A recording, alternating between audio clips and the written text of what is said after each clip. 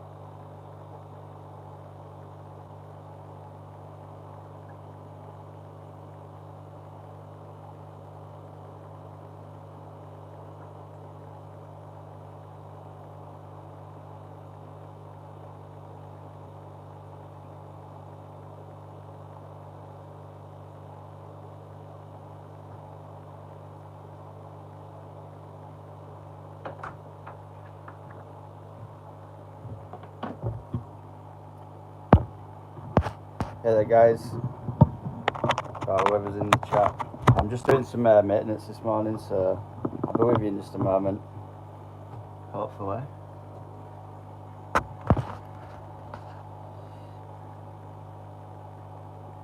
Hi Fish Farm Link, nice to have you in chat. I'm just doing a bit of maintenance this morning, so I'll be with you in just one moment. I just need to top up some of my tanks, they're a little bit low in the fish room. So we'll get on with that quickly and should be with you. It's quite a bit away, just pop my mic on charge as well, just so you guys can hear me a little bit better. Let's move this mop out of the way a little. These rainbows going.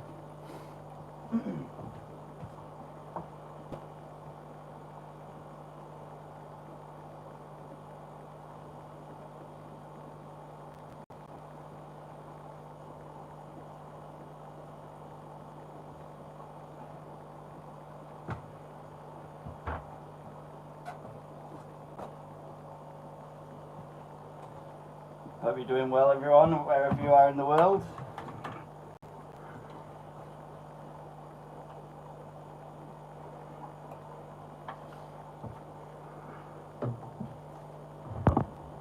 So I'm just doing this little bit of maintenance and I'll be with you in a moment.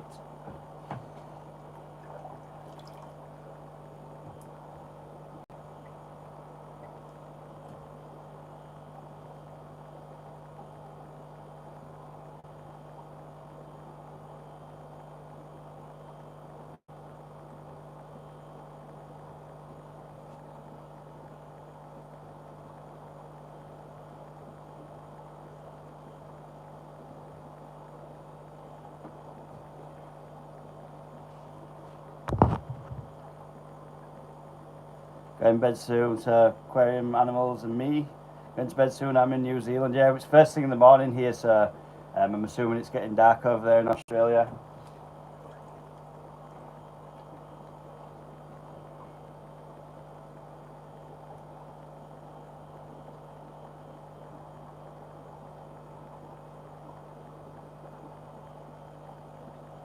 Or New Zealand, I should say. Thanks for popping in, guys. Really appreciate it.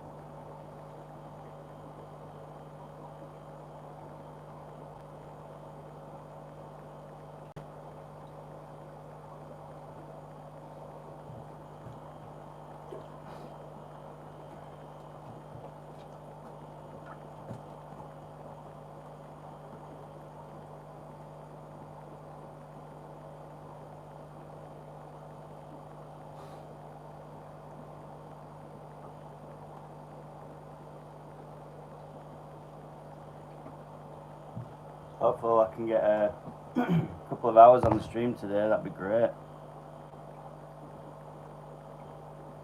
Yeah, I'm from the UK. Yeah.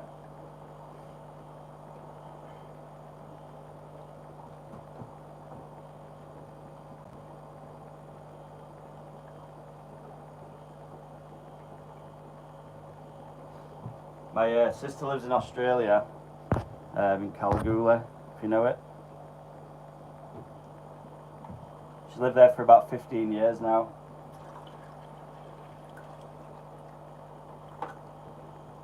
It's like a gold mining town in Western Australia, I think it is.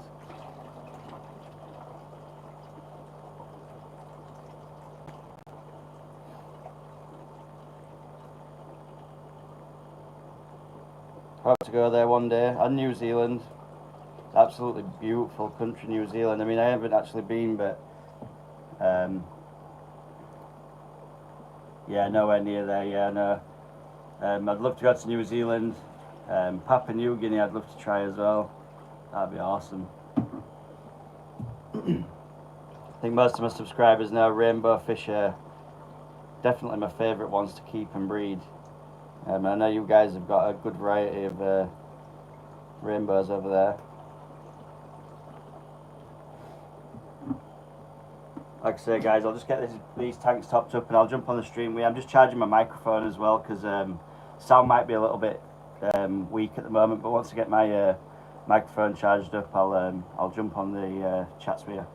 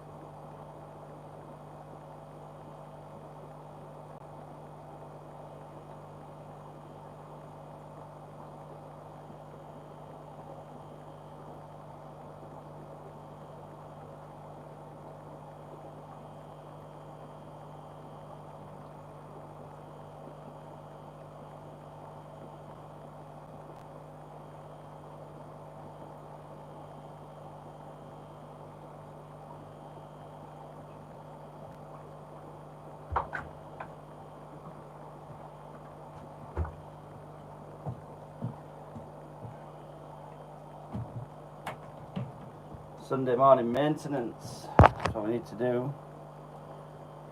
Hi FM, how we doing? A little bit early for me to be honest. I'm a early riser. So I've just come to do some work in the fish rooms, top up some tanks and straighten up a little bit. Spilling water everywhere and that kind of thing.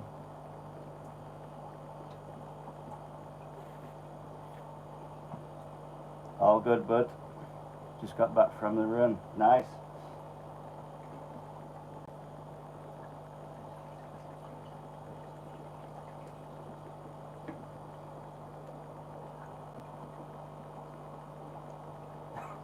Yeah, I tend to get a lot of water on my fish room floor, especially when it's this early in the morning as well. You just seem to be spilling it all over the place. But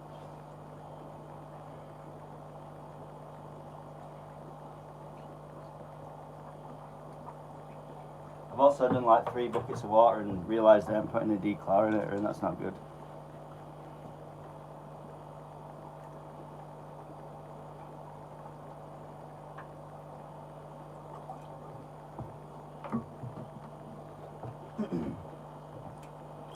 Thanks for dropping in, FM. That's mint.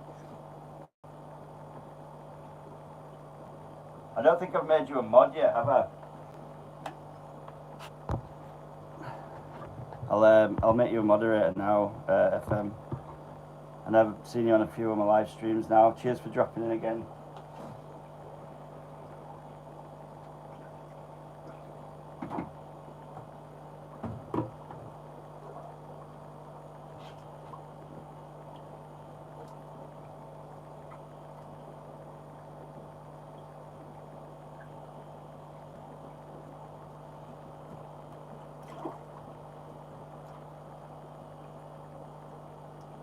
Yeah, so I've just put you up to moderator now. Should change. It just basically means you'll be able to click on people's profiles, FM, and you can go straight to the page. Obviously, if we get any people in that are a bit strange, then you'll be able to remove the comments and put them up for like review to boot them out. Because the problem is with these. Thanks very much, Fish Fam Link. Appreciate that. Sometimes I get people in that are just not subscribed or can be a little bit weird. I think the last one I had was about a week ago, and they were like, just some random guy came in. He's like, if you eat one of the fish, I'll subscribe. And they just started putting like loads of weird comments after that. Quite funny actually, to be fair. But yeah, basically acting the fool. Yeah. But I know I've got a good set of guys. Jeff Pelham, Marie from Pure and Shrimple, Arnold from Kings Aquatics. They're all mods on my channel and on my page. And then I've got a load of members as well. Eduardo, he's just become a member on my channel. And we've got Craig from Craig's Catfish and Only Oscars. They're all members now, so got a good set of guys on my channel usually, and they look after us. When we get the odd randomer in, generally get rid of them pretty fast.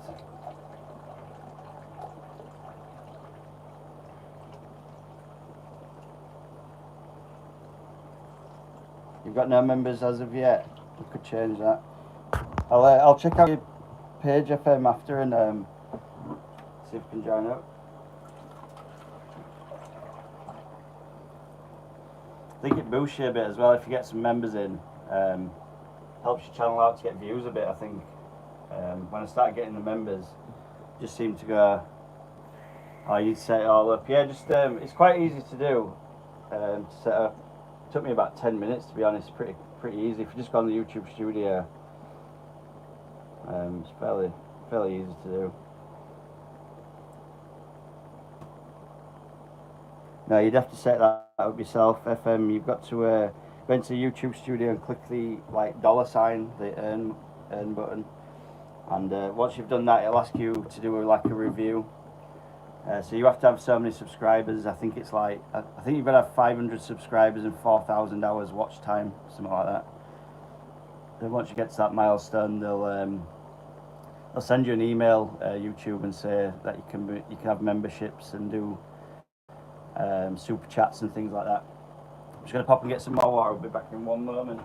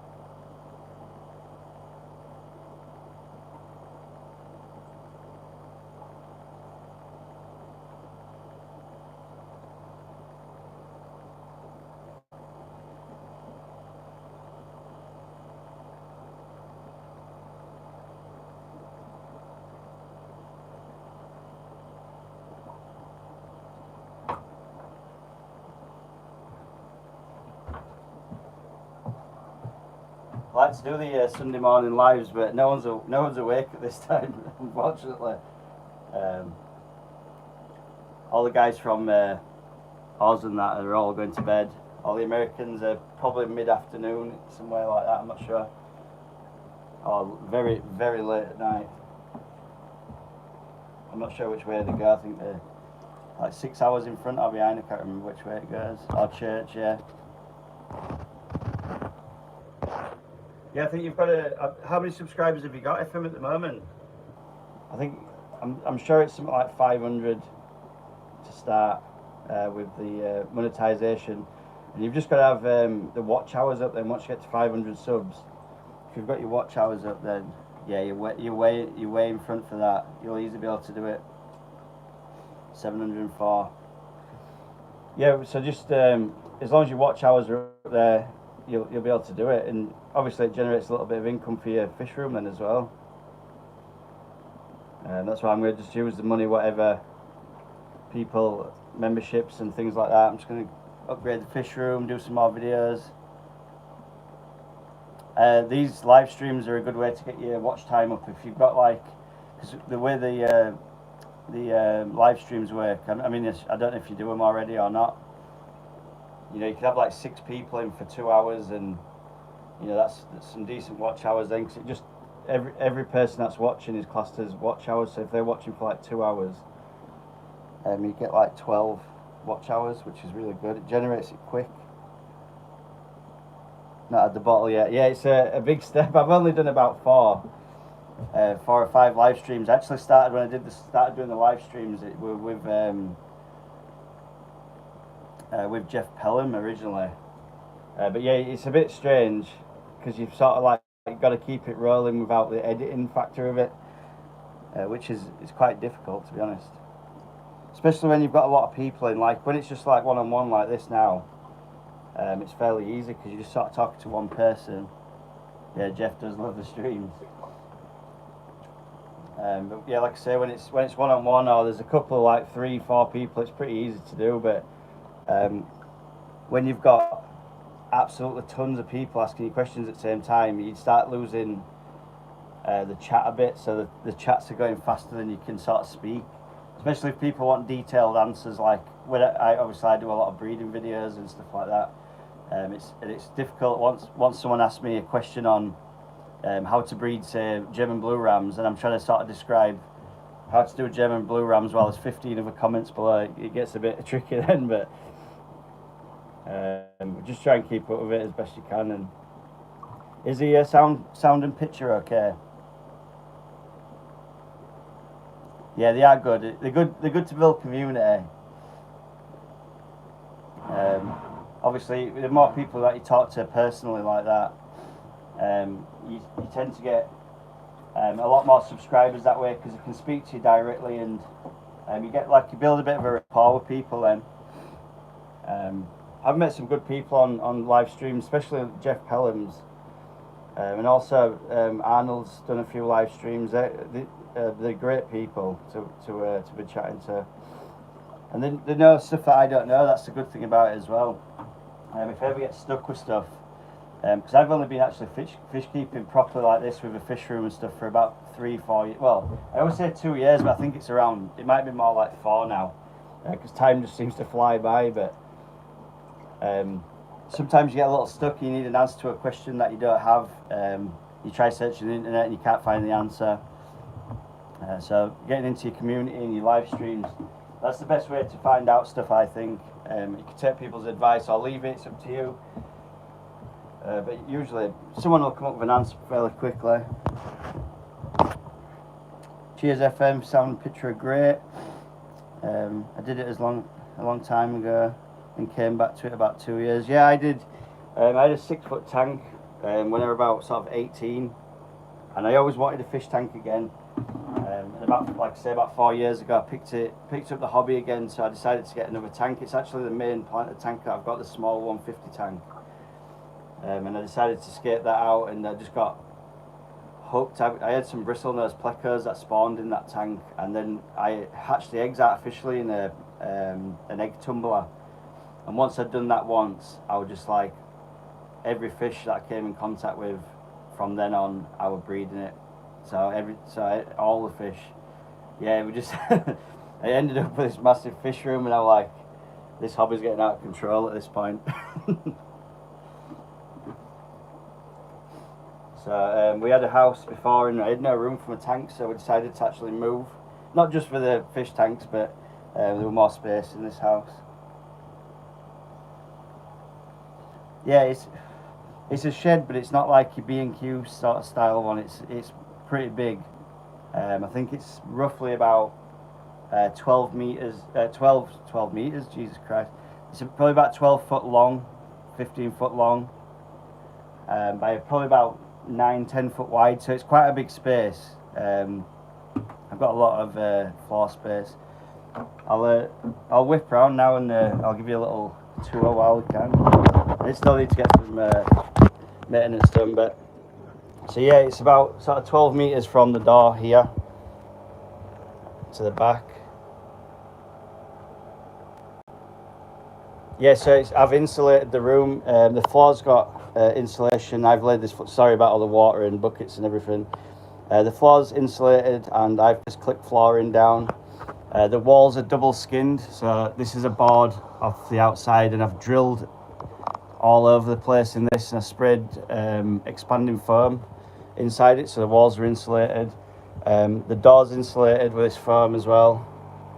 And then the ceiling, I've just started boarding it. So it's all.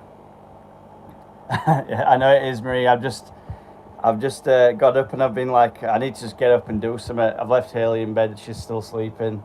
So I've just jumped in. Thought I'd do a live stream. I'm doing some maintenance, changing water. That's why my film's destroyed. But yeah, I was just saying. So I've insulated the ceiling. What I was doing is, because I work on a building site most of the time, the guys were doing loads of plumbing. And all the taps and stuff came in boxes with this polystyrene, so like this stuff.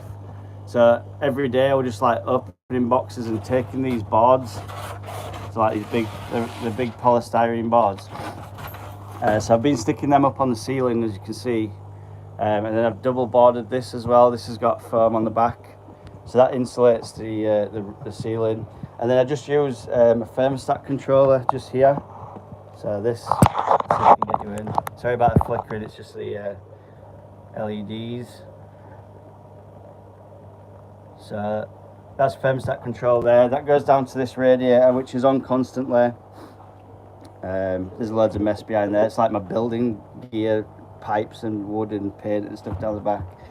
So that radiator is on more or less all the time. I think it's 25 degrees in this shed at the moment. And then I've got a fan heater as well.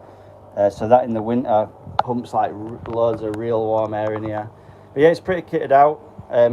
I've only actually, so this were just like a full-blown tool shed. People just had like, who lived here before had tools, lawnmowers and stuff in here. So we're really rough when we moved into the house. I've been doing it for 6 months. Put these shelves in on some of my old videos. Yeah, it's expensive to heat, very expensive to heat. Let's put it this way, every time the heaters kick on, the energy control thing in the house just sends it to redline. But fortunately, I do make profit from my fish room, so I sell fish, so that helps to pay for the electric costs. And also I'm self-employed, so I'm fortunate to have a really good wage to fund it, so I'm lucky that way, I guess. But it is expensive to heat, and also just as a fail-safe, all my tanks have got heaters in as well. I'm based in Huddersfield in West Yorkshire, so all my tanks have got heaters in, and that is in case my thermostat controller breaks or something happens there. Is that a garage door on the front? This one, Marie? No, this is just a shed, just like a shed, normal shed door. That just goes out to my garden here. So I'll try and get a better view of. It's a bit rough on the outside because I haven't managed to do much work on this, the outside of it really, but it's just basically that. So that's my fish room, and then we've got this bit what we need to sort out. It needs painting and stuff, but it goes quite far back, like it comes right down the side here, and then there's like a little bit there where you can put your bins and stuff. But I need to paint the outside still. I'm waiting for some decent weather, to be honest. But yeah, the inside's good so far anyway. I've been putting tanks in, so I've just rushed the tanks in because I had so many fish at the old house. I needed somewhere for them to go, so I've just basically, these are Pets at Home tanks, if you know it, and I've just got these. I think it's like 30 litres or something like that. I just bought tons of them to do my breeding in. I've also got these down here. And I just picked up this like linear air piston pump, so this is running the room still. I hadn't painted the shelf or fixed this in properly. I've put the sponges underneath because it drives me insane, the buzzing noise. I don't mind the bubbling from the sponges, but I hate the buzzing from the pump there. It just drives me nuts. Also, if you guys are into any sort of turtles or anything, I'm having a bit of trouble with this heat light. So my bulb went, and I had an Exoterra one. How we doing, aquariums, animals, and me? I bought this bulb last week, and it lasted me about. Sorry guys, I'm just trying to get a box. Got this bulb last week for the heat lamp for the turtle, and it lasted me about, I don't know, 2 days before it blew. So I don't fancy paying like £10 every 2 days. So if you guys know anywhere where I can get a heat light that's reliable, this one's from Arcadia, and it's absolutely poor. It's got like 1 star from Dave, let's put it that way. It's awful. But yeah, also if you guys have been watching the videos, the Apistogramma cockatoides spawn from most of these guys, and the snails are still a big issue in my fish room. They're driving me absolutely bananas. So I had to pull the eggs from them guys, so we've just got them in this little IKEA vase, because that's how we roll. Just put an air stone in there, one of the Haiger mini heaters.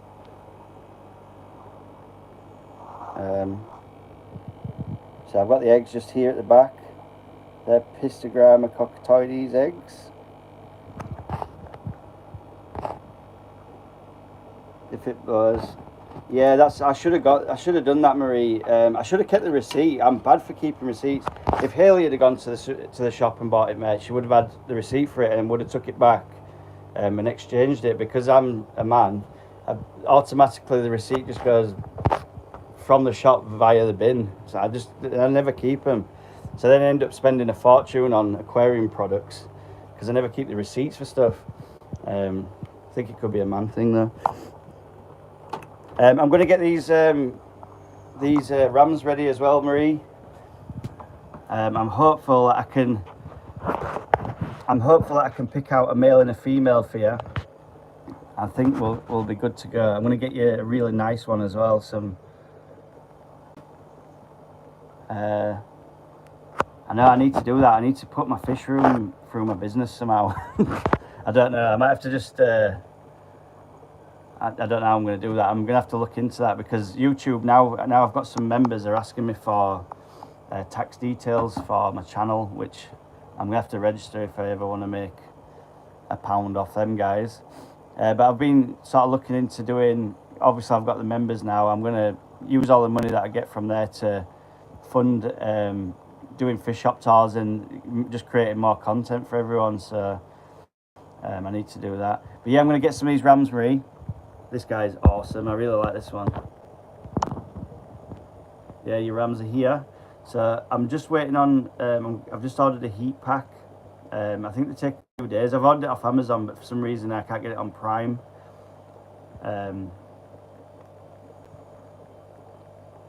What pH do I have them in? Is that what you mean, Marie? I just keep them in my tap water. I don't. Yeah, I've got 3 members now.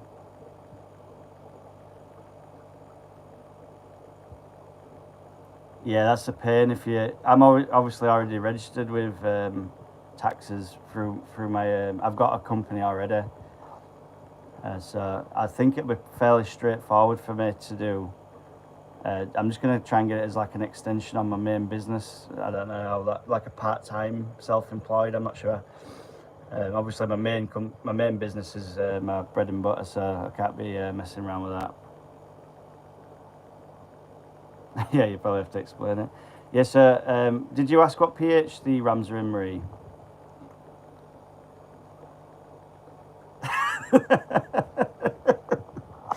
You need to get them feet moving and find your way to your kettle. Get a cup of coffee down your neck.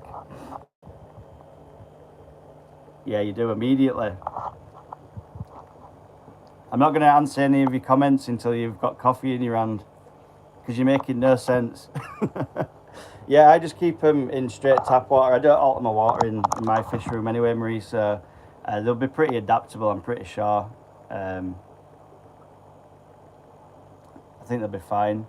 I'm going to try and find you a nice little pair, because I mean, look how cute this little guy is here. I think that's a female. It's getting a bit blurry, isn't it?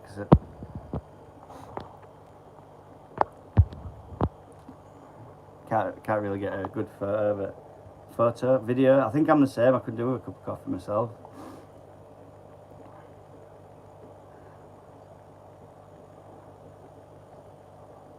Yeah, these guys are absolutely awesome. I can just sit and watch this tank for hours. Like, I'm so proud of this tank because it took me so long to breed the rams. I'm really proud of it. Oh yeah, sorry about that, Marie. I'll do it now. The problem is, you know, when I'm trying to tap the comments, because it comes up on the screen and then like vanishes. So I was trying to get the. Sorry about that. I was trying to get the chats up because so many people were commenting. I was trying to like scroll at the same time, and I was just clicking on all sorts. Plus, we'd had a bottle of wine, so that didn't help.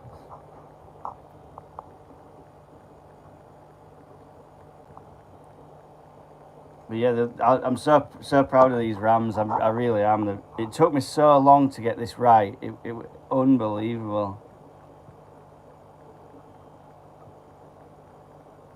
Yeah, so I do it off my phone. It depends what I'm doing. If FM's just asking that, I forget to read out the questions. And when people watch about, like, what's he on about? So FM's just asking there.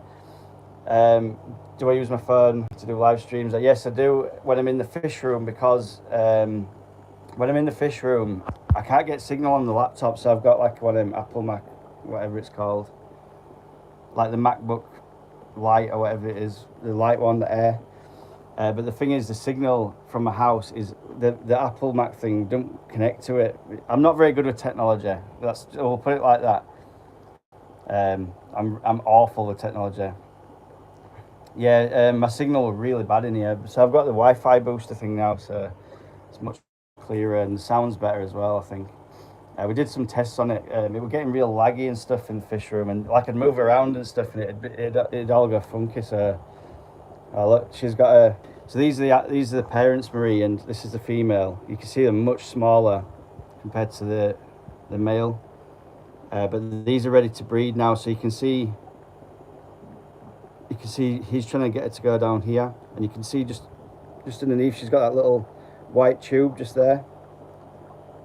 When she turns the other way, and what they'll do is they'll find like a nice stone or something flat. You can just see the tube coming down, and she's real plump in the belly. See the pink on the belly?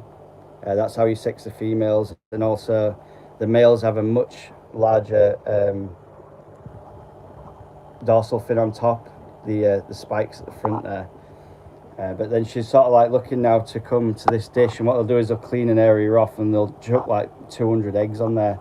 But if you can get like a little Pets at Home tank, if they'd ever do it in your tank, Marie, and you can raise up the fry, you know, most fish shops, they're very hard to breed and keep the fry alive. But if you've got German blue rams in your bag when you walk in the fish store, they'll pretty much anyone will buy them because they're so difficult to keep alive.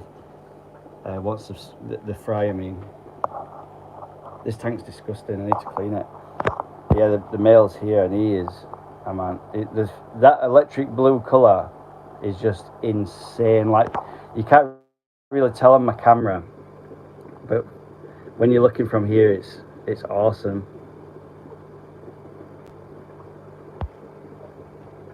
You're getting one from. So Marie's just saying, I'm getting one from P&H this week for shrimp. FM saying he loves the rams. Pure and Shrimple saying they're beautiful. So that's Marie, if you know her. Yeah, sound and picture. I'm on iPhone, Marie. Don't ask me what kind it is. Haley bought it made for my birthday, and it works all right. Oh, from Pets at Home, yeah. It's a good idea just to have one. Anyway, a spare tank that you can just, like, if you get these rams and you want to put them in like this situation. This is just a standard Pets at Home tank. I got these terracotta pots where it always goes the wrong way when you're on live, isn't it? I got a terracotta pot from B&Q, and I basically just chopped it in half with my angle grinder to make that little like cave thing. And these dishes as well, I think these were like, they might have been 75 pence from B&Q. I think the pots were £1.40 each, so I got two of them, and then I cut the pots in half to make the caves. But yeah, this is just a pet. This is like the perfect way to breed rams. Just make a couple of spawning locations, somewhere where the female can hide away from the male. Yeah, it usually works out pretty well. Oh, I'd love to do them. So Marie just said she's got a hill stream set up, and just talking to FM. Need to get more flow in it. Yeah, I'd love to do the hill stream setup. I think I saw a video on it where did Nick from Keeping Fish Simple. He was saying that there's the top 5 fish to breed that are quite easy to do, and hill stream lurchers were on it. You might want to watch that, Marie. How he set that up, because it's probably similar to what you've got there. I think he did like he had just like a basic tank. Yeah, flower pot setup. I think he does like loads of like big pebbles and rocks and stuff. Yeah. Basically, just put loads of rocks and stuff in so they could like hang on to him. And then he just gets like a Powerade at one side, just absolutely nailing down on rocks. Like it's just the flow just pumping down. It's insane. But you can pick up like what I used to do is if I needed lots of flow. Do you know the Pets at Home tanks, Marie? You get the filters with them. Basically, to take the bottom off it where the sponges go, and just use the top part of it to create. They don't actually need flowers to breed. Yeah, just get the top part of the Pets at Home filter and stick it real low in the tank, and it'll just pump water really quick. You could get 1 or 2 of them blasting across. But yeah, that's the way I'd do it. I just use them cheap filters, like the little black thing, the little black filters that you get. I don't think I've got any in the fish room because I use air in here, but I do have some somewhere. I'm sure I do. You know what I mean? Anyway, like the little pump thing, whatever it is. I don't know if I've got any in here. No. I've been trying to do some terrestrial plants as well. So this one was, I bought some hanging baskets from B&Q and I pulled this piece out because I thought it looked like ivy. And it's been growing really rough, like if you look at the leaves. But I've put it in the tank for like a week, and I mean the bottom of it's just gone absolutely mental. That's like 3 days worth of growth just there, and all I've done is just popped it in the tank. So I'm hoping this stuff's going to climb up, because I want like plants coming out of all my tanks and make it mental. I've got that one, and then I've got this. Yeah, it's ivy in it. I'm not too good at terrestrial plants. This one's, I always forget the name of this. Right, cheers for dropping in, FM. Thanks a lot. Really appreciate it. Yeah, enjoy the footy as well.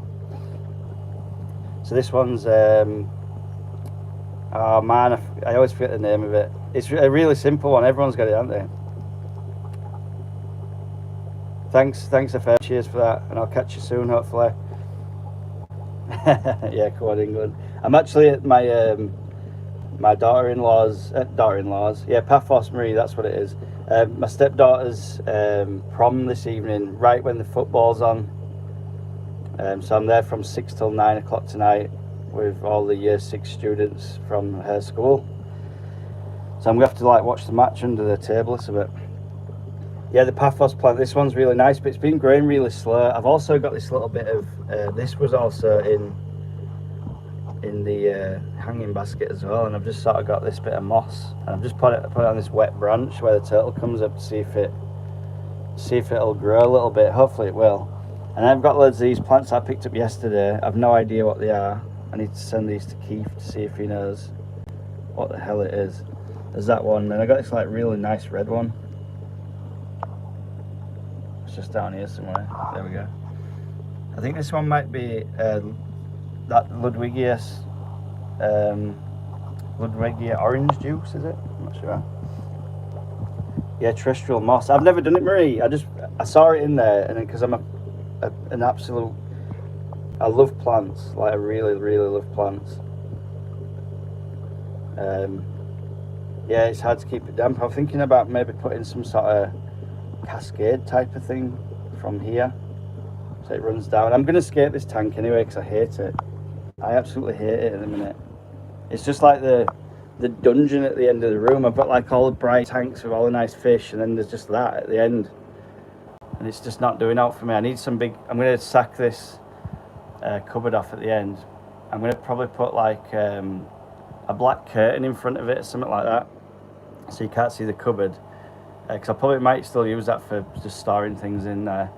But I just want some nice lush plants coming out the top, and then I mean, even with the light on, Marie, it's really dull over there. Like, it looks like it's hard to see because I can't zoom out enough, but like I've got all the nice plants and stuff, and then my little fry system thing over here, what I'm trying to set up at the moment. So this is going to be my fry system bit over here. I've worked out some power and things, and I've put this like curtain around just to hide whatever's under there, my wires and garden stuff and whatever. I'm going to put these into hatch out. So I've actually got these, like I said before, hatching out, and then the 2 brine shrimp hatches up here. I want something in that bottom end just to make it look a little bit nicer, because it just looks, I don't know, just dull and boring over there. So I just want to get some like 6-foot paphos plants coming out the top, and grasses and all sorts of stuff. And no, it doesn't help that the bulb's gone, I must admit, because usually it'd have like a very yellow light on it. I've just put some guppies in here. I don't know if you'll be able to see them, because oh, you can just see them there in the centre. I just popped some guppies in here as well. They weren't doing too well in the tank that they were in, so I decided to move them. I don't want them to like just sort of die out or whatever. But this big one here was a Black Moscow, I think it's called, and I've just got fry from that female. I don't know if you're able to see these too good, because I think there's about maybe 20 fry just in this little tub. Just a fluval like 2-litre thing, just like hanging on my rainbow tank there. But these they seem to be doing all right. I've got them on brine shrimp, so they'll grow pretty fast. Yeah, the fry are awesome. Like, there's nothing makes me happier than seeing baby fish in tanks. I really like, that's definitely my niche in the hobby. And there's some. I mean, I love doing the aquascapes as well. I might do I've been thinking as well, Marie. Once I get this lighting situation sorted out, I'm gonna buy like an aquarium light like this, just a Amazon special one, and I'm gonna put it across the back because it raises up at the back. It's got like a curved glass bit there, so I'm thinking I could put a light from here to the other side, so that'll light it up pretty nice. And then I'm gonna put the heat light sort of lower down because it just clips on. It's like on a clip system. So I'm going to pop it on, you know, like here or something. So I'll still be able to get the UVA, UVB, and it'll come across, and I can have a aquarium light, and then look, just like an absolute jungle. I think it looks messy in here. I don't know. I'm just not happy with it. But I'm thinking about doing a live aquascape on that tank. I think it'd be a really good video, because I know everyone does live streams and they're all chatting to each other a bit. I just want to do something. I'm always looking for the next different thing. I just think if I did like a live aquascape on it, you guys would get to watch it sort of come together. Yeah, for the turtle tank, yeah. I'm thinking about doing like a live aquascape on it. I think it'd be a good idea to do. Like, just clean up my fish room a bit and just start rolling. We're going to empty it totally out, do the gravel, all the plants, the substrate, everything, and just do it all on a live stream. One sort of Friday night or something like that.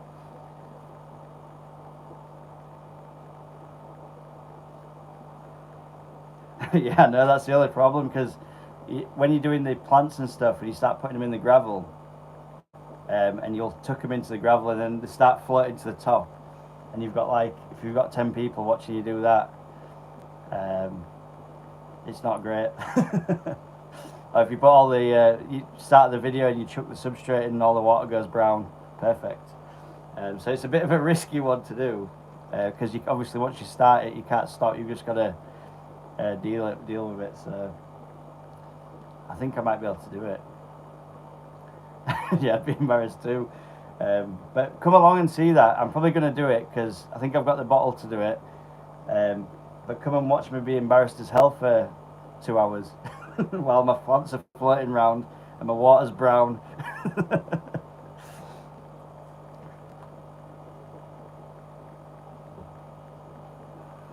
Yeah, it'd be pretty fun, Marie. I think I just want to do it. Even if I just do it once, at least I tried it. Never do it again. That's it, done. think it's worth a shout. Might do the 3 foot one live. That'd be awesome. Yeah, I need to get some more bigger tanks. That's my problem in the fish room at the moment. Because like I said, I've only had 6 months doing this fish room, and I've been doing it sort of after work and stuff, and all different hours of trying to get it done. Obviously, trying to fit in family life and work and the fish room, as we all know, is difficult to do. But I do need to get some bigger tanks sorted out for grow out tanks, because my problem is I love rainbows, and rainbows take forever to grow. Like, they just take so long to grow. But I'm trying to basically breed all my favourite rainbows, and what I'm doing is I'm breeding like these blue rainbows here. I'll pick out the best pairs, so 2 pairs probably, and I'm putting them into my big, like my 500 litre tank that I've got in the house. So basically I don't have to pay for my own fish. That's what I'm doing.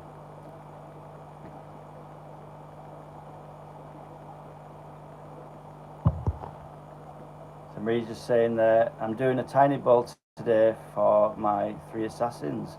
That'll be cool. Trying to get a video and a shot out.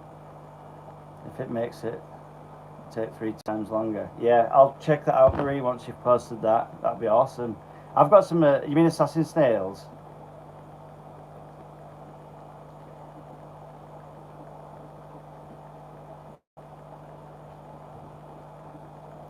I've just recently purchased assassin snails. I do actually love the way they look. Yeah, so Marie's just saying assassin snails there. I bought some assassin snails. I bought 11 of them. But I bought them for the reason they're called assassin snails, because I can see the assassin snails in my breeding tanks more than I can see the baby ramsons that are climbing all over my eggs. So I've done it the nature's way and dropped in assassin snails in my breeding tanks to try and eliminate the ramsons a little bit. Yeah, assassin snails they're one of them. If anything with a shell, really, they'll try and get into them. I mean, I learnt that the hard way as well. I had some cherry shrimp that got absolutely nailed by them. Some people say they don't touch the shrimp, but I'm convinced they do. In fact, I know they do. I've seen assassin snails eating shrimp. Yeah, I like the ram's horns. I actually bought the ram's horns, but because I feed the breeding tank so heavily, it's impossible to control the numbers. So like in my planted tanks in the house, they get fed as pets rather than breeding tanks. So with the breeding tanks, I mean, like this one here with the rainbows, I'm putting in like brine shrimp in the morning, then they're having high protein pellets as soon as I get home from work, and then brine shrimp at evening. And they just multiply so fast, it's crazy. Like the one tank that I showed on a video a couple of weeks ago, I mean, this is a little better tank that I'm just trying to, I'll show you this. I've got some better fry, a tank just above this one, and I'm doing it with no heat and no filter.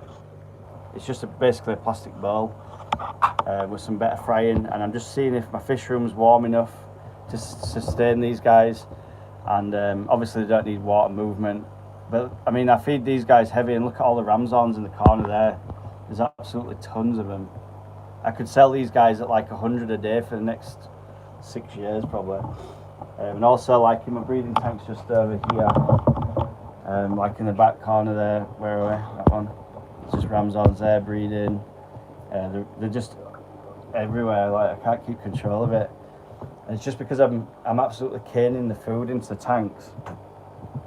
Once you get a big pair of them ramsons, I mean, look at them all under there. Like, there's just tons of them, and these are all like. See all the brown at the bottom there on the sand? The little brown, looks like little leaves. They're all ramson eggs that they've laid on the glass, and I've just scraped them off to sort of kill them, to get rid of them, because I just can't keep up with it. And them little eggs are just all over the place in here. And it's my fault, really. You know, it's not to do with the snails. It's not their fault, is it? They're just doing what they do. But unfortunately,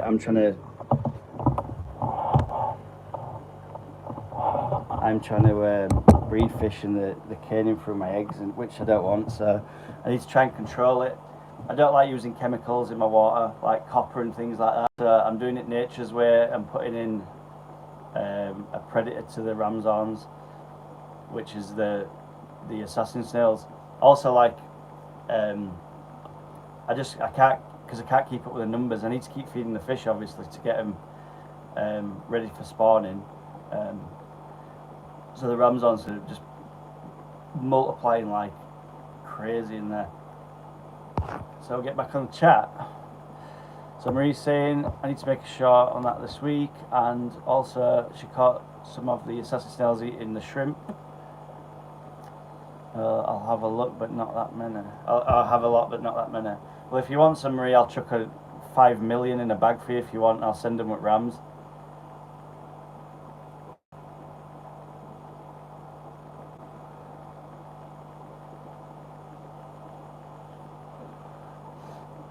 Because I've got,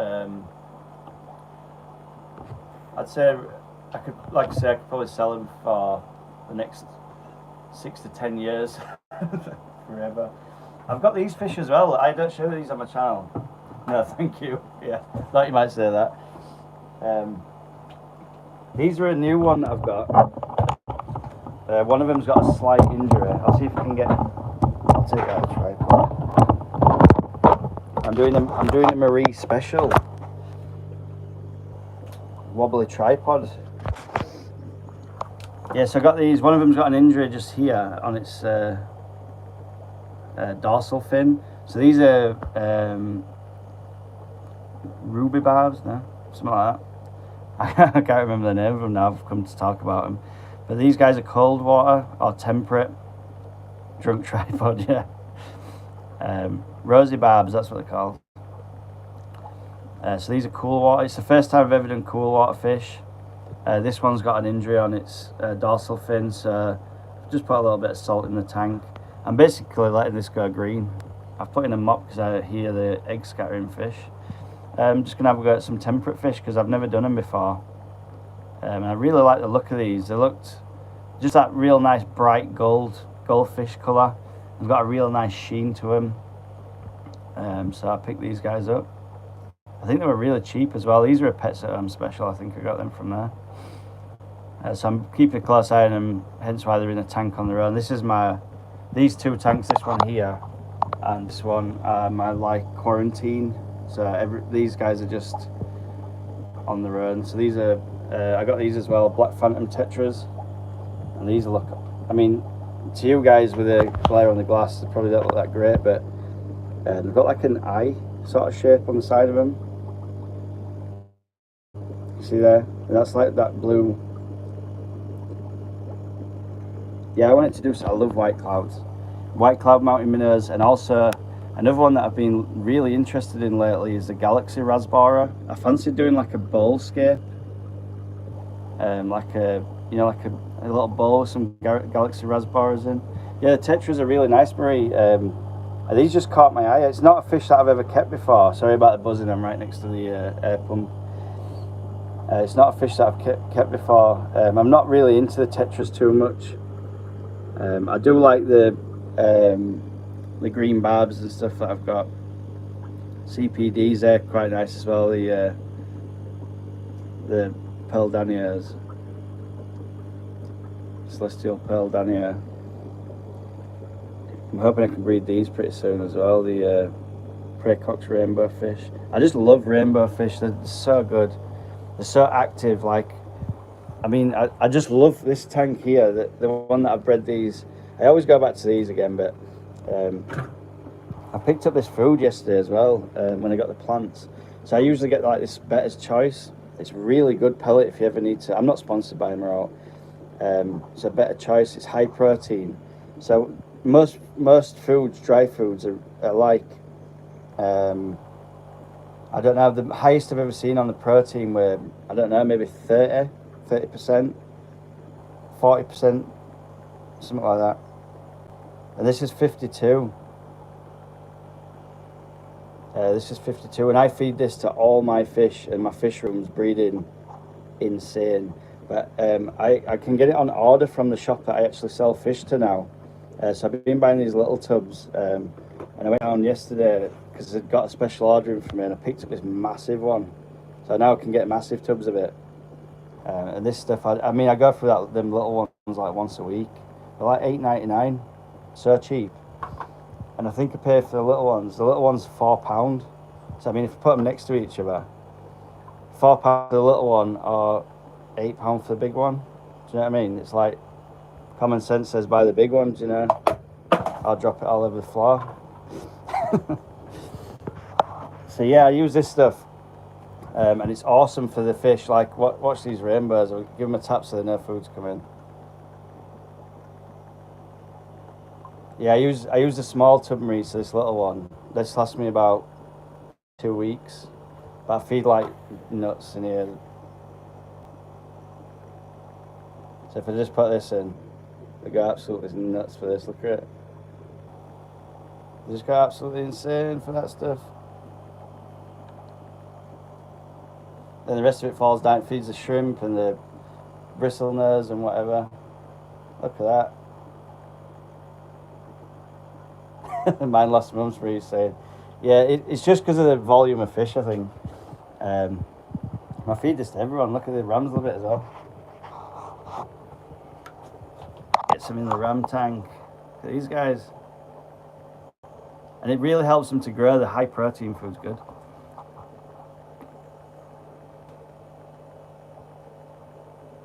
Yeah, it's quite a small pellet. See if I can get a shot of it on my fingers here. So it's like this.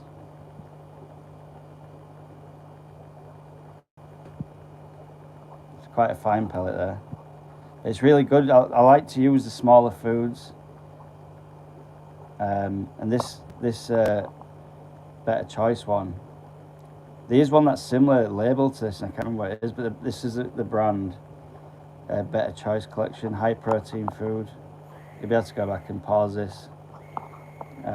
The good thing about this food, Marie, is I feed every fish this because it's good for all sizes. Like the bigger fish will go and pick it up out of the water as it's falling, and it's semi buoyant as well. So like you see how it's falling real slow.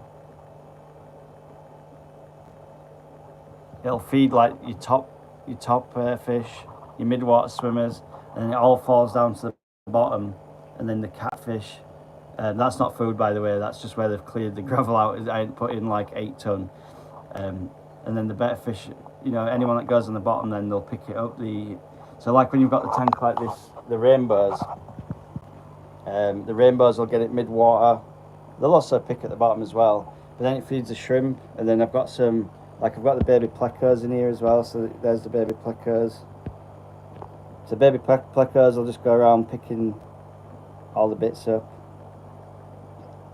I've got about 8 million plecos as well, just everywhere. There's another baby just here as well. Little baby pleco fish. They're just everywhere. They usually hide under the wooden thing, just under there. But they do really well. That's why I love that food so much. It's just so versatile for my fish room. I give it to pretty much all fish. You want plecos? I can send you plecos. How many do you want? I've got absolutely tons. Yeah, so these are panda cories, and what I do is I just put my fingers underneath, and then I'll just let go of it, and that'll just send it straight to substrate then.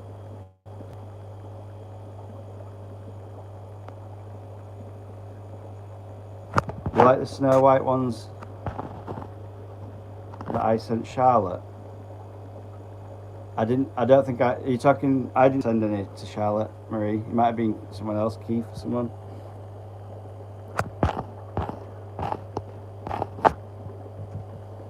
Charlotte, which one's that now? I always forget the YouTube names. I'm horrible at that. Yeah, Rob. It was Rob. Yeah. Charlotte's. What's Charlotte's YouTube channel? I think Lotte. Yeah, Lottie in it. Yeah. I was talking to her yesterday, I think, on Rob's live stream. What I don't ship them usually, Richard. I'm just sending Marie some Pura Shrimple, some rams, because I've got loads of them at the minute. But yeah, I don't usually sell them. I've just got the basic bristlenose.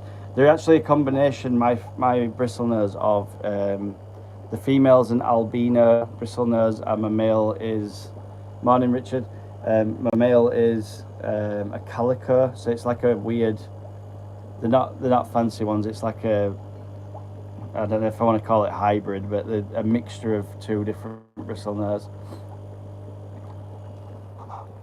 So, but I don't usually sell them privately. I sell to a wholesaler in my town, and just a couple of shops as well.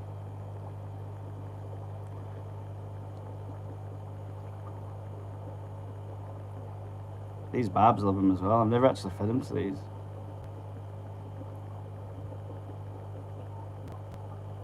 That'll get them nice and ready for breeding.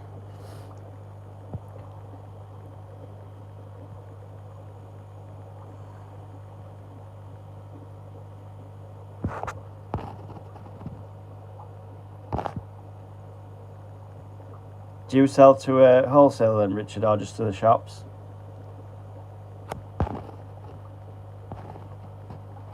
Yeah, Marie's just saying Lottie. Yeah, well, it is Lottie, Charlotte. I should have thought of that anyway. Charlotte, Lottie. It's like a nickname for a Charlotte, isn't it?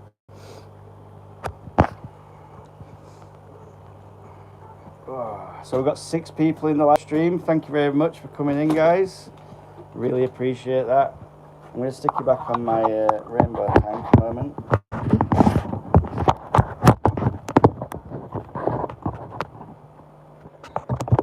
Hopefully you're all doing well this morning or evening or whatever it may be, wherever you are.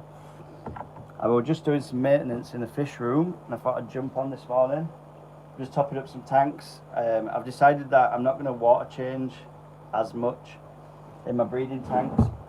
I'm going to have a go at doing just topping up the water and just keeping an eye on the parameters. I do that on my planter tanks in the house. My big planter tank, I only filled it once when I moved to this property 6 months ago, and it does really well. I just top it up when it needs topping up. The fish are doing great. The parameters stay stable. I just think I'm doing too many water changes. I think this once a week thing where you're just pulling out 50% of water might work for some people, but in my tanks I don't think it does. I think it's down to what water quality you've got originally from the tap as well. I think if you've got not very, if you haven't got a lot of nutrients in your water to start with, that can seriously affect the outcome of doing water changes and things. So at the moment I'm just going to do the top-ups for a couple of weeks and just keep an eye on my water quality and then see how it does. Yeah, I'm just, Marie's saying that she didn't do water changes. Yeah, you are lucky. So our water's got nearly no chlorine in it as well. So I'm thinking, do I get sort of like a water barrel instead of using dechlorate? I really don't like using chemicals in my tanks. I just like to use straight water. And even dechlorinator I'm not keen on using. Don't copy you there. Yeah, I'm going to copy you now. I'm going to do no water changes forever.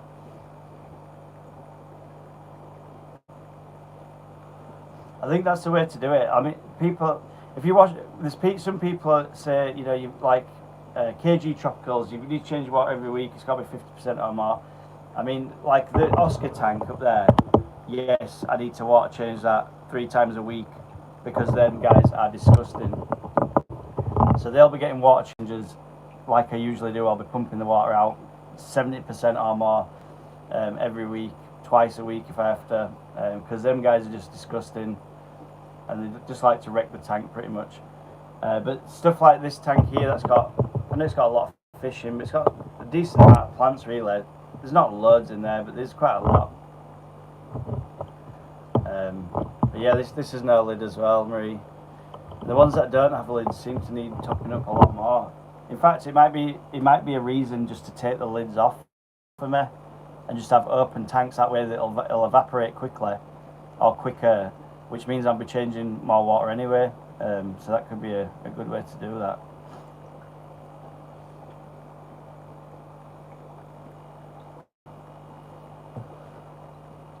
I just think that just doing the water changes all the time, I think it messes around with the balance in the tank a little bit. I know we all overdose on like water dechlorinators and stuff like that. No one really measures it out. So you're probably putting too much of that in, and I just don't know. I think I want to do it more the natural way. I've been collecting rainwater a little bit. By that I mean leaving buckets on my decking until they're full. But I've been doing my water changes like that with some rainwater for my pistos, and since I've started doing the rainwater water changes, they've started breeding for me really well. So I just need to keep doing that, I think. Although I've had no success with my apistogrammas whatsoever, every time I get the eggs, they just seem to have a foul up. I don't know if they're just not... They are spawning for me, they're male and female, but I just don't know if they're good parents yet. I've only had them for like a month. I'm being really impatient with them because I'm usually... Well, you have to be patient with fish keeping, I guess, but for some reason I just want to breed them. I want a million apisto fry. I actually want a nice pair that I've spawned in my water to breed, that I've bred myself, to keep them in my big tank with my rainbows, because I want to get some like micro cichlids in that tank as well. I'd like to have some apistogrammas, and I really want a pair of, once these rainbows go in here, I want to get some electric blue acaras in this tank. So as soon as the rainbows have grown up enough to sell, I'm going to take the pick of what I want to keep out of them, and then the rest will go to wholesaler. And I'm thinking about doing some electric blue acaras. I'm going to get a nice pair of them, I think. Probably take out the shrimp because I don't want them to be snacks. So I'll get the cherry shrimp out of here. I've actually put the cherry shrimp in with some Praecox rainbows at the moment, and they're doing really well because the Praecox they generally tend to swim mid-water, and because I feed them so heavily, they're never really that hungry to try and snack on the baby. I always call them cherry shrimp, but my shrimp, I think they're Bloody Marys. I think they're still cherry shrimp, but a variety of them. So I'm not really all up on the shrimp. I need to... Shane is wanting to rehome his acaras. Hi Andrew, how are we doing? Yes, it is very morning at the moment. I'm not sure if Marie's got a coffee yet, so she might be babbling in the comments a bit. Yeah, I'd like to talk to Shane about maybe getting a hold of some of them. I'm just trying to set up this Facebook page at the moment. I'm still in bed. You need to get down to that kettle. I need to get into shrimp, I think. I do like them, but I do prefer the fish. I think shrimp's more you guys are into the shrimp stuff at the moment. I think it's a new up and coming trend, to be honest. The nano shrimp tanks. It seems to be everywhere on YouTube, especially.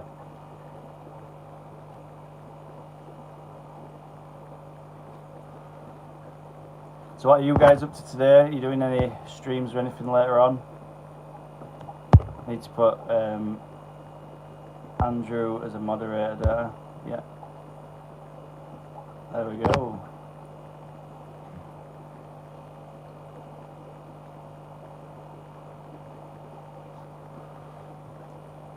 I've set you to mod, Andrew.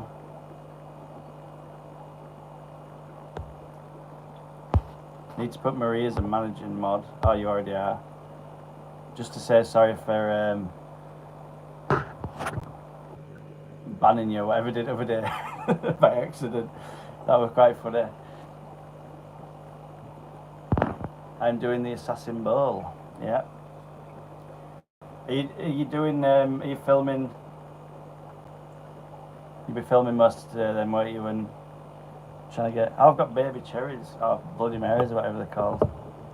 I just noticed that. Put you in time out.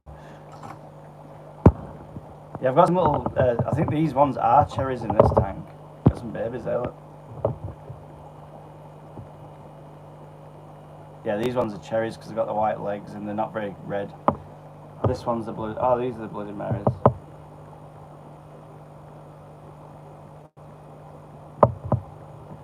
Filming vertical with a horse. Yeah, that will be a pain. There's my Bloody Mary shrimp. Look how big this is. This is the one that I did on the short the other day, the Shrimpzilla. She's absolutely massive. I can't believe how big this shrimp is. I think this shrimp's been eating all the high protein pellets. Yeah, that'll be cool, Andrew, getting the bingo back on. I know you took a little break. I was watching this stream the other day when you were saying you were going to have a little break from that for a little while. We all need a break sometimes there, especially with YouTube. It can get a bit crazy sometimes when you're filming and doing streams all the time, and it's all you think about when you're not doing other things. It can get a bit crazy, and we all need a sit down and a chill out. Yeah, she's absolutely mega. I don't know what's going on with that. So I've got Bloody Marys mixed in with this gigantic Bloody Mary. I've got some Bloody Marys in here. I've got a weird one as well. I don't know if this is you are very shrimp, Marie. You might know.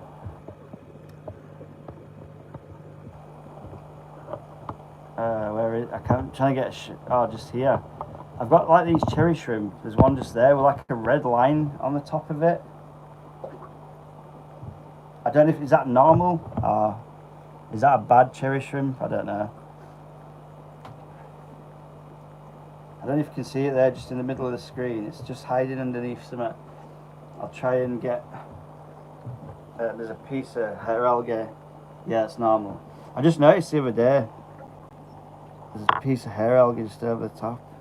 Yeah, look. Need to get that out anyway. I looked the other day and I thought, why is that shrimp turning white? That's very strange.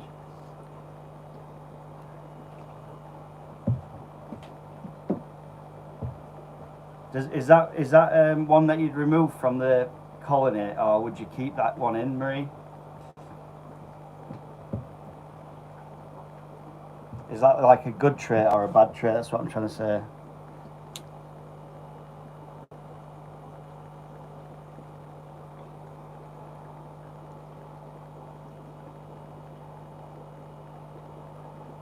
Oh, that's just a different type then.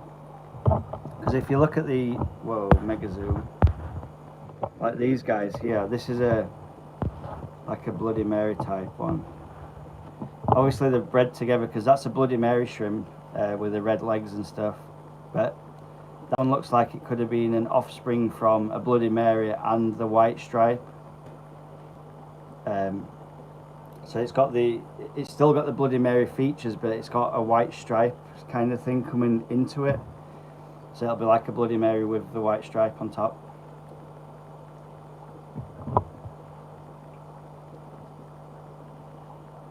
I just noticed that the other day. It's watching you guys with the shrimp. It started making me like look at the shrimp more. I only bought these. I bought them as a cleanup crew, to be honest. And as I've moved plants around the fish room, must have been baby shrimp in the plants and also in the spawning mops. So as I've moved spawning mops from tank to tank, the cherry shrimp or Bloody Mary shrimp have sort of gone with them, and I've ended up with like cherry shrimp in everything. All my tanks have got them in. They just breed like crazy. Like once you get a pair in one tank, they just seem to be everywhere. The only tank that I don't have cherry shrimp in is, for obvious reasons, is my my Oscar's tank, because there'll be snacks for them. But I don't actually feed the cherry shrimp, like I said, because I feed the tank so heavily. they just eat whatever's left. There's usually quite a lot left, so they just go and snack on that.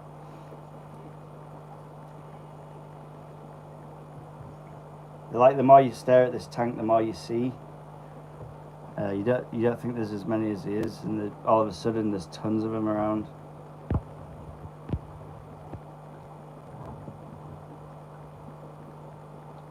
The hair algae. This is what I was talking to. Who were I talking to about this yesterday? I think it was Rob. Oh yeah, Rob and Keith. This like stuff on the bottom.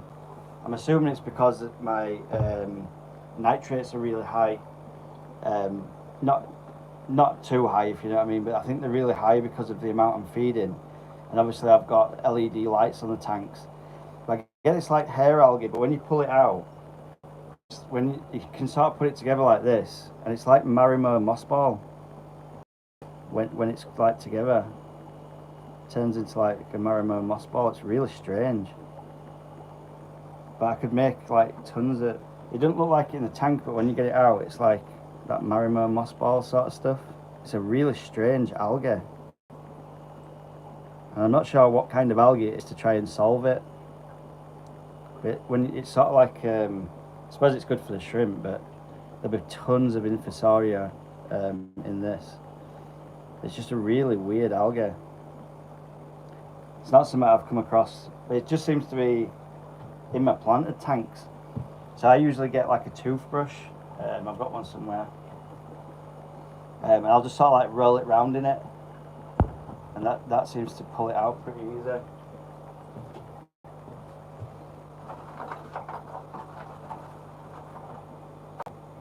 I don't know where the toothbrush is at the minute, but I've got my tweezers just here.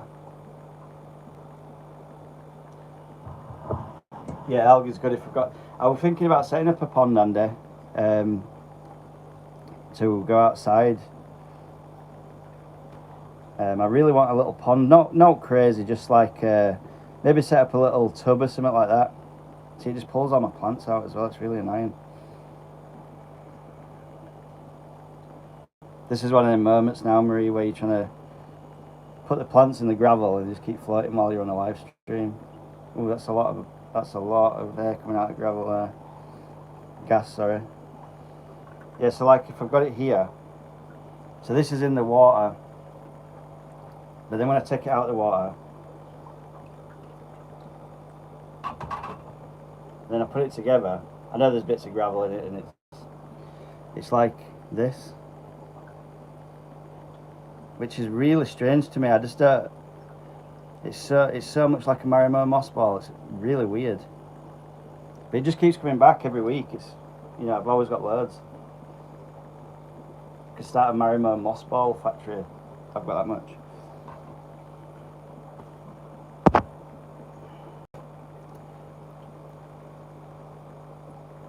Keep the tubs in the shed, as the temps can rise very quickly. Right. Richard, I'm not sure if the shrimps, they do go on it. They like it, yeah. I don't think they're eating it as such, but I think they're more catching the biofilm and whatever food's stuck in there. But I get so much of it, it's unreal. I mean, I thought it was some sort of hair algae, but until I took it out of the water, I mean, like, you can see how sort of fluffed up it is and stuff. And you take it out of the water and it just instantly compacts to that. It's just weird. This is like 2 seconds of pulling it out like that. So strange. I just don't know what it is. I'm gonna have to try and figure it out there. Hopefully someone will know. Yeah. How long do I have the lights on? On this one I don't have it on that long, Marie, because if you look, it is just super bright, this one.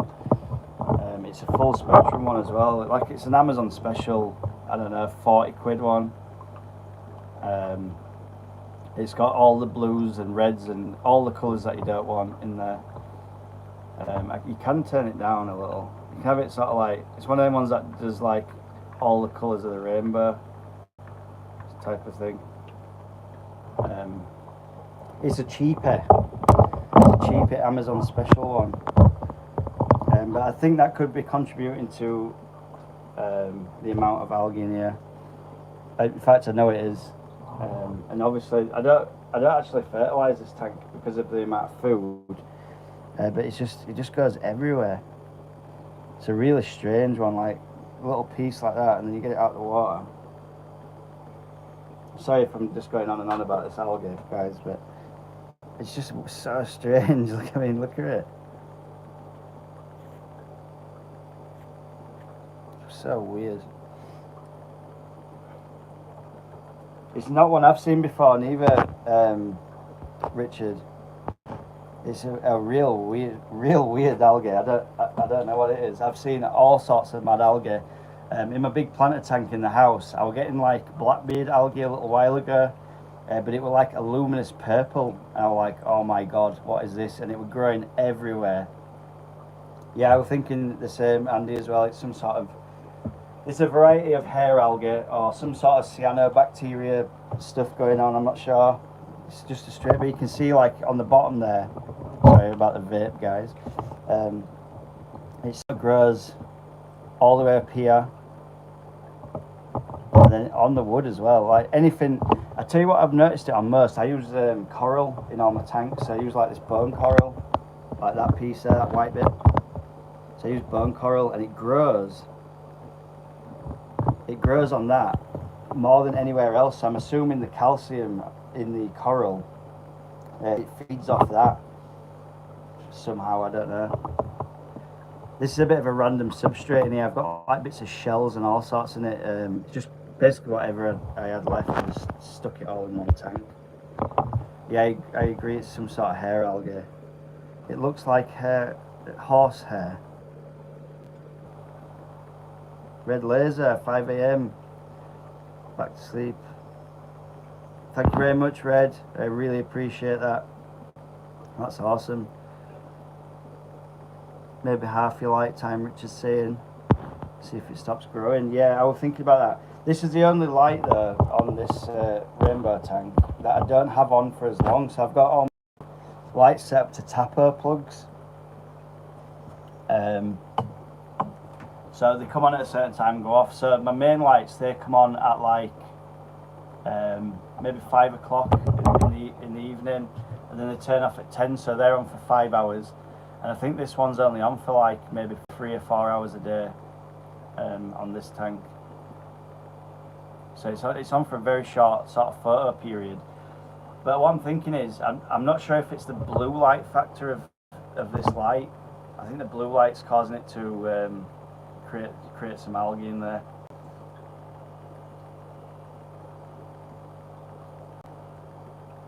It's a really strange one. I've never actually brought that up on my live stream. I didn't think to ask, but yeah, it's doing really good. Apart from that, got the Siamensis 53B. Yeah, I've got duckweed everywhere, Marie. Like I hate the stuff, and I do pull it out weekly, like by the bucket load. Hair algae and duckweed are like my arch nemesis. I hate them. It drives me insane. I mean, I don't mind the algae. Sorry about the tripod, guys. I don't mind the algae on the wood because I think it looks like moss. So I quite like it there. But when it's on the substrate, it just makes the tank look really bad. But I'm going to try to do today. I'm going to pop some root tabs under these plants and try and get them growing really fast. See if that can sort of battle it a little bit. Ooh, frog bit. That's a difficult one to find. I've never actually seen frog bit in the north anywhere. Yeah, I probably should do. I did have some. I forgot the name of it now. Begins with S. I've forgotten. I can never remember. You know, when I'm doing the live streams, I can never ever remember the names of the plants. The same when I'm doing the light salvinia. That's it. I do have some salvinia in some of my tanks, but the I think it's just there's some in this one actually. So I've got like these. Is this salvinia? Oh no, dropped it. The duckweed just takes over it. I think that's salvinia. Maybe mini water lettuce or something. I don't know. I bought it off Amazon ages ago. I do have some pieces of it. It will come with 3 Ramson's eggs, yeah, as they always do. They always come with 3 Ramson's eggs.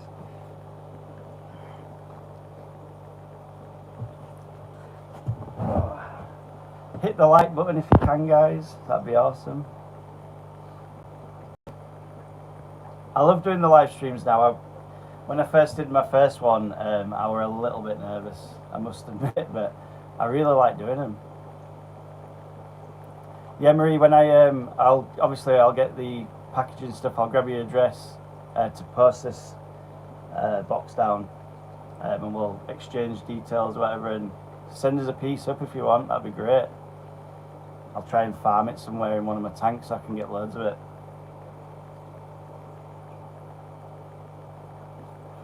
Yeah, sure, yeah, definitely.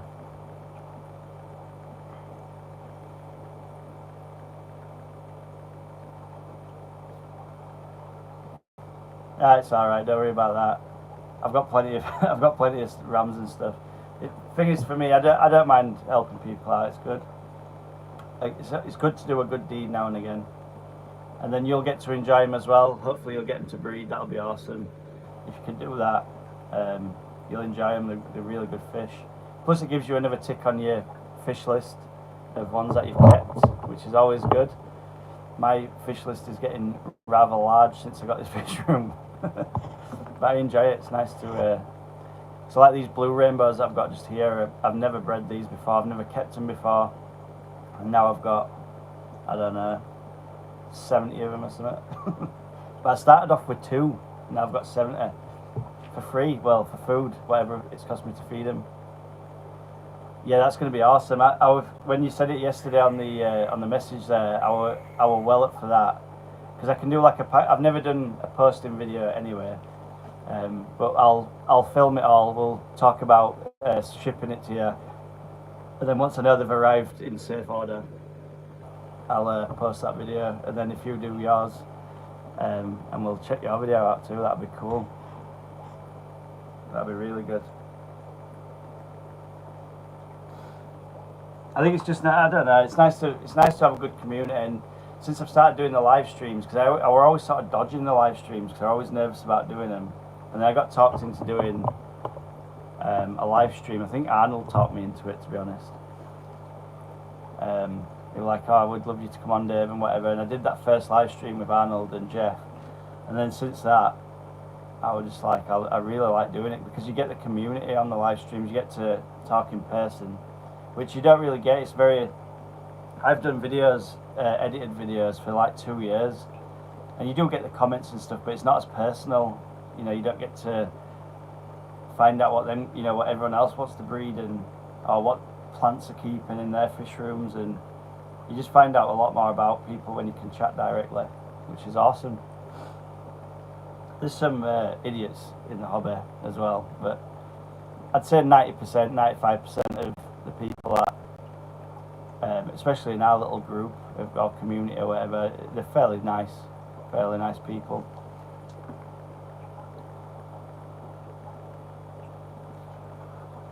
The thing is, with our little sort of group of people that we talk to, Marie, they're all quite, they know that everyone's sort of doing their own thing. They're not saying, you've got to do it this way, you've got to do it that way, and that's what I like about it.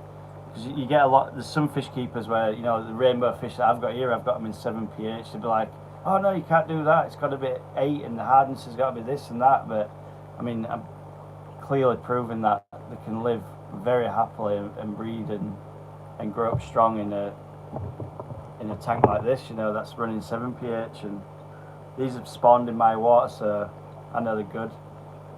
The thing is, everyone's water's different, and we've all got different experiences with how we do stuff, and that's the way it should be. Everyone's got their own path, and that's the way. Just leave them to it, let them do their thing, and they're enjoying the hobby just as much as we are. So let's just keep it friendly. That's the best way to do it.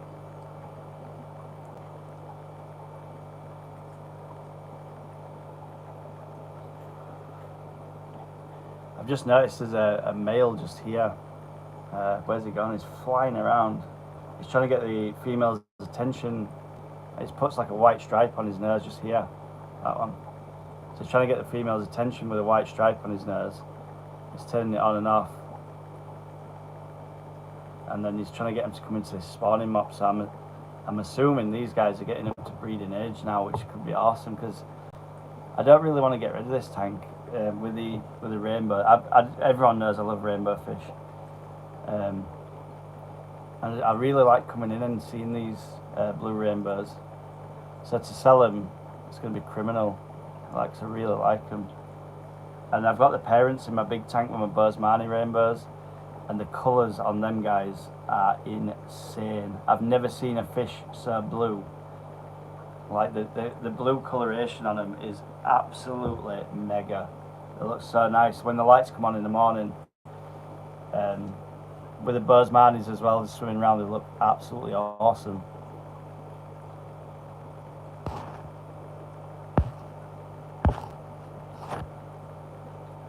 Just playing with your cats, Marie. Very good. We had Bo and Poppy. Haley had left the bedroom door open for him to come in last night, and they were just bouncing all over the bedroom. So they were just chasing each other, and they were pretty crazy, to be fair.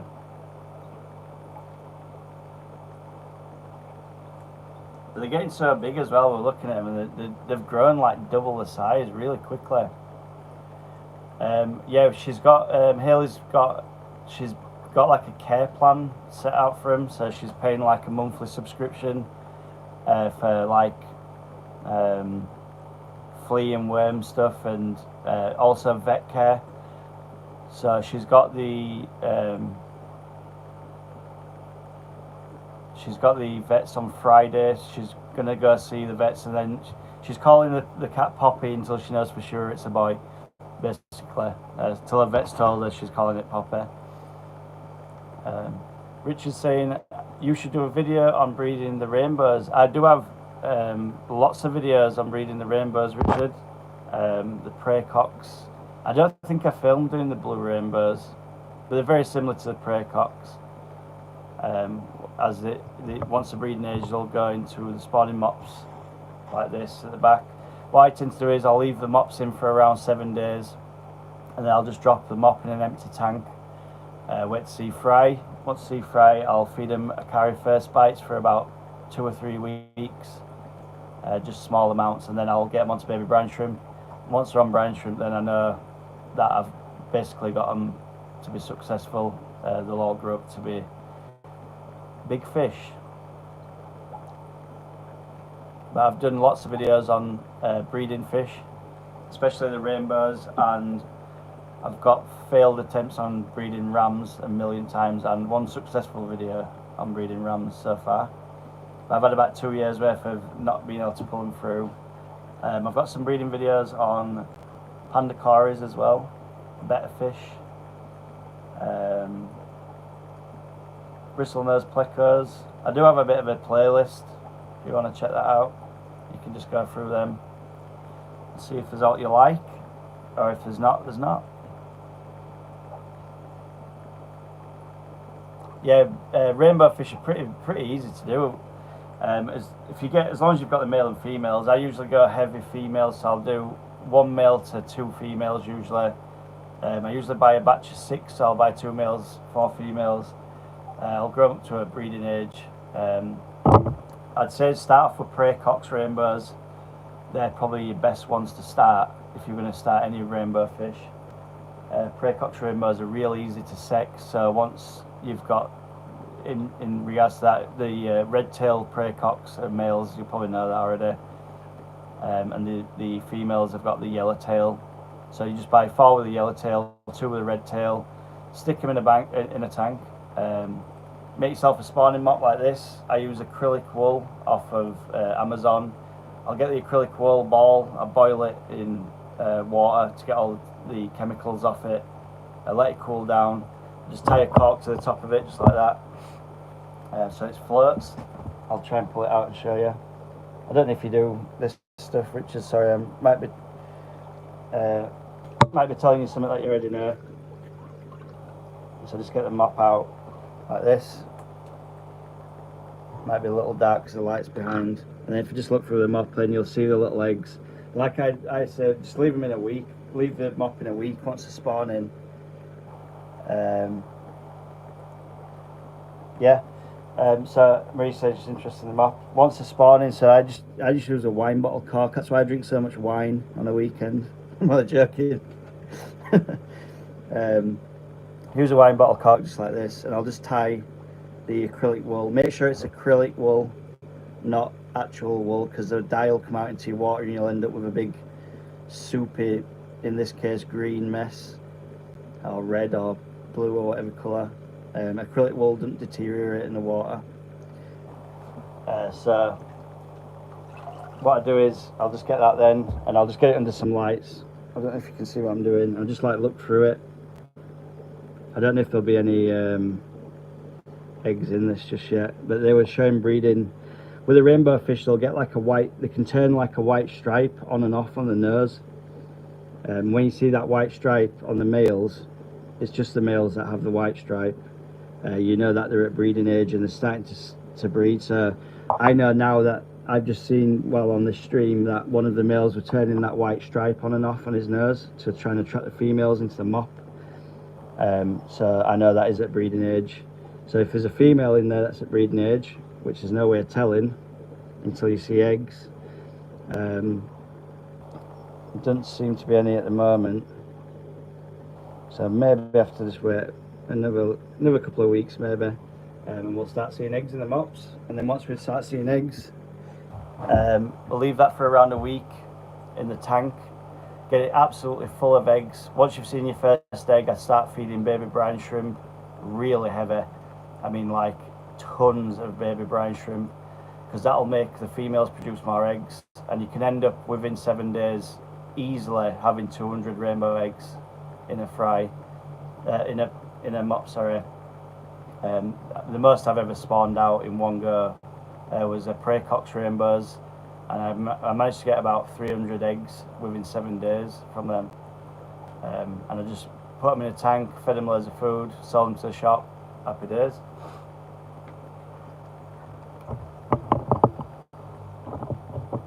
See, the rainbows have retreated to the corner now, because I've scared them with a mop. Yeah, I want to get into the shrimp as well. Like, I've got the shrimp in here, and the weird algae that we're talking about. And they do really well. Like, they breed like crazy in here. There's another one here that might be a bit better to see. So if there's any banging or clattering going on with the tripod on the wood floor. Oh, Marie, I'd love some of them. Definitely. Are they? I don't know the difference, but they're like these. Like, they're not the hard ones to keep. Caridina, Neocaridina is these, aren't they? I think.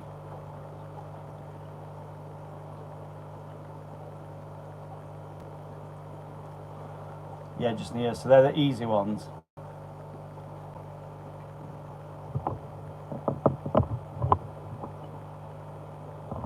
You can see there's the cherry just here. Cherry shrimp there, and that's the Bloody Mary. You can tell the difference, like in the reds. It's absolutely massive difference. I want to show my. I might just pop in to the tanks in the house and show you the big blue rainbows, because the colours on them are crazy. So I'll just go in the house and I'll show you on the big tank. See if we can get a good shot of them. Oh, it might be a bit bumpy for a moment. How are we doing, Keith? Nice to see you, early Sunday morning. Right, let's get inside. See if we can, sorry about the banging and clattering, guys. I'm trying to get you a shot of these rainbows in here. Oh, the reflection is really bad. So I've got the map, just pop the light on. So that's the blue rainbow. That's what they look like when they're adults. I'll try and get the lights on, because I think they're off at the moment. Oh, right, yeah, the light's still really bad. I might have to shut the blinds, just give me Yeah, I'm just sorry, mate. I'm just trying to get the light on the tank. I'll try and shut the blinds in the conservatory because the light's blasting through to there.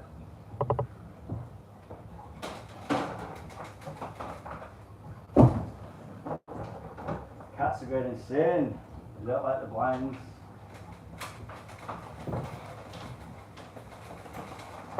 Here we go. Try and get it a little bit darker. I don't think it'll make much difference because it's a glass roof too, so.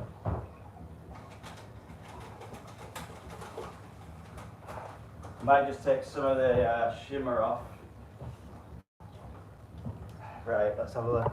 Yeah, so that's the Boersmanis with a yellow, and that's the blue. So these are the parents of the blue rainbow. These are adults, them two guys there. And the blue is absolutely insane. Like, it doesn't look as much on camera, but them guys are awesome. So I've got like 60 of them. Look at the plants. The plants have just exploded.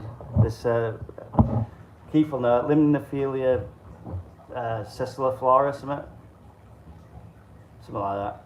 Can't remember. Well, Keith's in as well. I need to ask him about these new plants that I've got. Limno, that's the one Marie's saying. This tank's looking cool today. I just wish I didn't have that glare, you know, from the conservatory windows, because it's so hard to film when you've got that glare. The Boersmanis, them guys are cool as. I'm obsessed with rainbow fish, by the way, anyone that's new to the stream.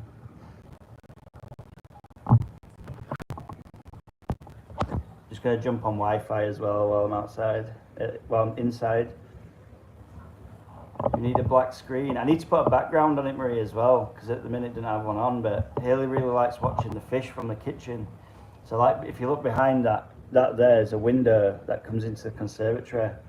And she likes to, when she's making her coffee for work in the morning, she likes to look through the window and see the cats are here too. So Poppy. We've just bought this climbing thing, Marie. It's a massive climbing thing. So there's Poppy, look, the kitten. Looking very suspect this morning. Out you, Poppy. I don't know where Bo is. Oh, Bo's behind me. Bo's over there on top of the... Bo's the naughty one. So she's there.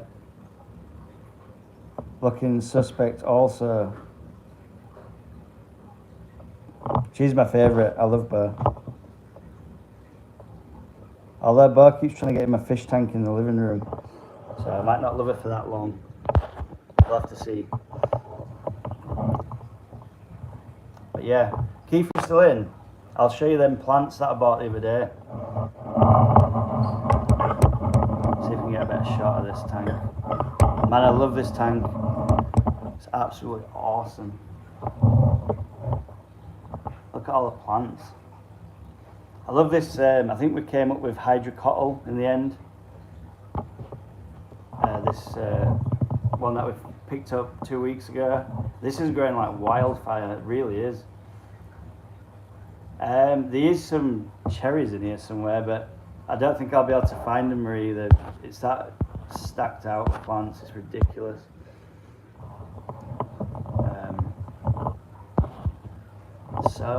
So many plants in this thing. I mean, that limno's just taking over in this one. If there's any sort of knocking on the camera, it's because Poppy and Bo are inspecting the tripod just down here, and they keep rubbing up against it and things. They're trying to get outside, but we can't let them go out yet because they don't have the injections. They're awesome though, really nice.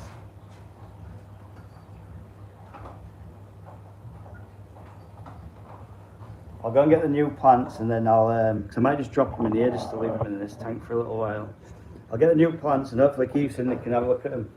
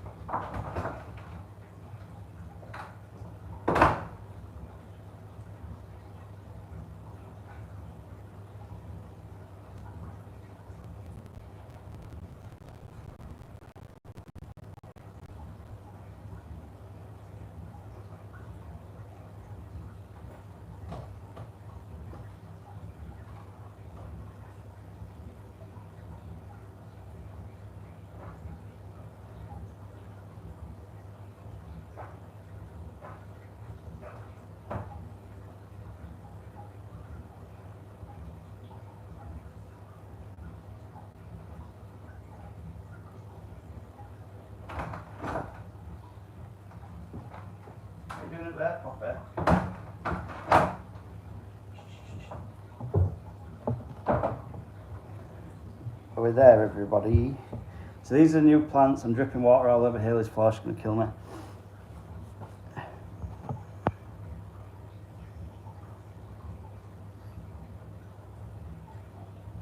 So this is one of the new plants, Keith, while you're in. It's got a bit of a red tint to it. It's quite a nice one.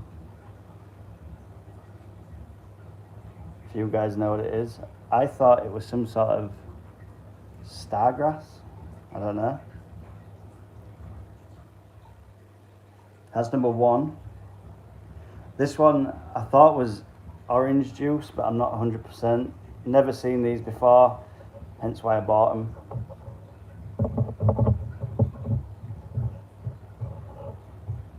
That's that one.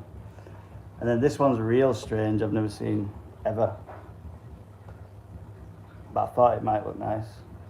Yeah, I thought it could have been Rittal orange juice as well, Marie. This one's a real weird one. I thought this one was orange juice. I love the shape of this one. This one's great. Just looks funky. And then this one's a real strange one. I got these, there were 3 for £10. I thought they were really cheap. From my local LFS. I don't know what that is, if anyone knows. I'm just going to drop them in this tank, I think. They'll probably end up in this tank anyway at some point, so... drop them in. So that's what they look like in the water. I'm just going to chuck the whole basket and I'll plant them later on.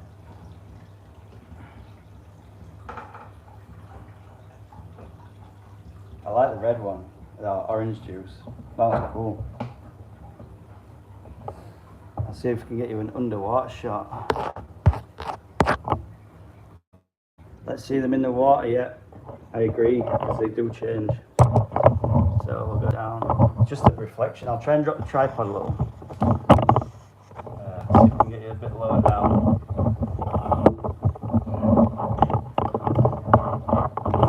Hope you're enjoying the ceiling shots. I'm gonna rock the tripod. Right, we're a little lower down now. I'll try and get rid of the glare. That's what I think is orange juice in the water. Marie's laughing at me. Is that because of the ceiling shots, Marie? Oh my god. Knocking the tripod all over the place. Right, so that's what I think could be orange juice. And then this one here is a really strange one. I don't know what that is. Missed up tripod mode activated. Yes, please.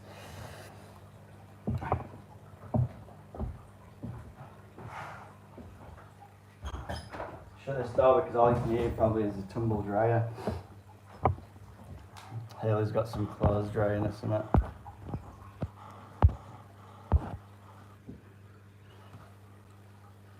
So they're the other two. I don't know if you can see. Can you see this one? That's 2 different plants there. I'll try and... It's the only thing with this tank, it's so deep. Like, I can't get my hand in it, otherwise I get real wet sleeves. I'll try and use my scraper. Man, this water feels cold. When you're used to doing them breeding tanks at like 30 degrees, this tank is freezing. I might have to turn that up a little bit actually. I don't know where my thermometer's gone.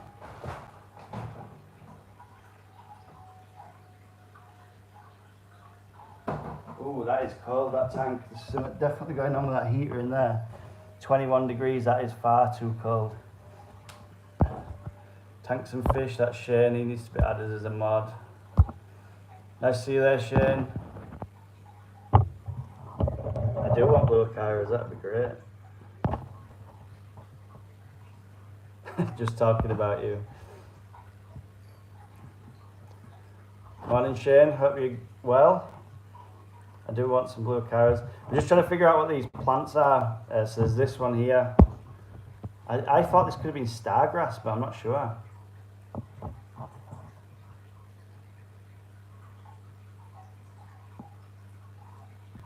Looks like, yeah, they said that in the shop, Shane. I bought these from my local fish shop, but they said something about it's plant packs and they change them every week or something. So this, I'm crap with stems, yeah. I don't know what it is neither. They have no tags in because they're too tight to buy the tags. Someone was saying yesterday in one of the live streams, I think you're on Rob's live stream, it might have even been Keith, that said they have to pay extra for the tags. So a lot of fish shops now are putting the tags in the plants, which is good for them, but not good for us, I guess. So there's this one here I got, and then that one, yeah, 30p a tag. I got this one here, and then this one, me and Marie think it could be like maybe orange. Ludwig Rotala orange juice or something? Like the red stem one. I think it could be Rotala, yeah. I'm not sure though. This is the thing, when you don't put the tags on the plants, it's nearly impossible. I've got like, this is the problem I had last week because I had to come on the live stream to figure out what this is, and we figured it out. It could be a hydrocotyle plant. I'm calling it China weed and all sorts, but apparently it's like hydrocotyle Japan or something like that. But it's growing really well. Got a bit of blackbeard algae going on in the middle of it for some reason, but the rest of it's good. It's growing pretty nice, that one. So I've just bumped up the CO2 a little bit on this tank. I need to get a gas system for this tank, like desperately. I need to get like the gas bottle system.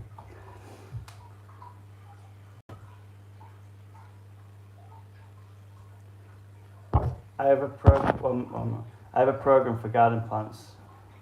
I would if it worked for tank plants as well. Yeah. I just think it'd be much better if they just put on tags for us. That'd be great. Especially when you're trying to find out like the care of the plant. That's the worst thing. Like, how do we care for it? Does it need CO2? Does it need highlight? Does it need this, that, whatever? You're trying to figure out all the ins and outs of it, and obviously you don't know what's going on with it then at that point.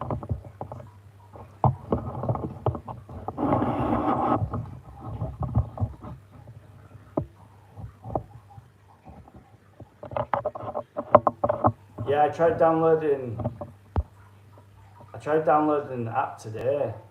I think it's called InPicture or something like that. I'm going to try downloading that, Shane, and seeing if I could get like, because I have used it before. Or there were Google, I can't remember which Google one I had, Google Lens or something like that that it used to show you. And you take a picture of it. It comes up with lots of. The one that I used came up with loads of different varieties, and I'm like, do I just pick one or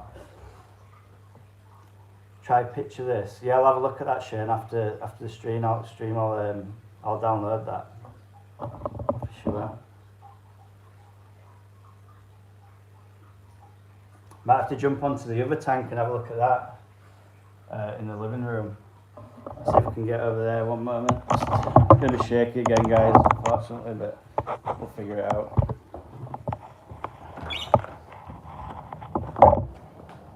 Oh no, the lights are on. Right, we'll try just light the tank because this one will look nicer. So here we are again. This is the one that started it for me. I love the light on this tank. Again, we've got reflection from the window because that's how we like to roll. Just close the curtain a little. That's better. Still got some reflection. Where's that coming from?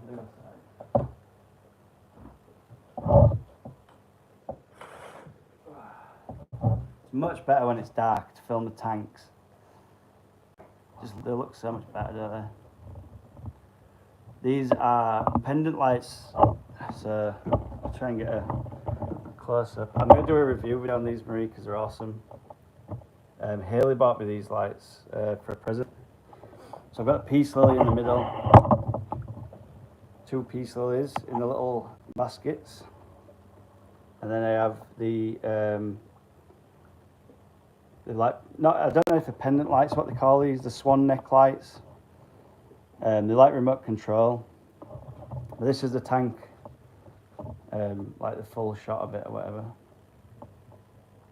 This one's just in the living room. We've got tons of plants in this one.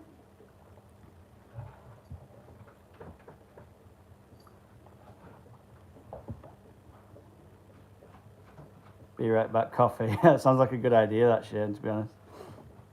Yeah, there's tons of plants in here.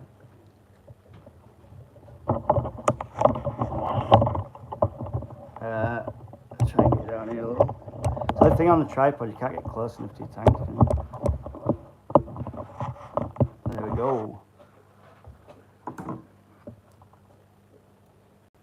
I think I might go for making a coffee too.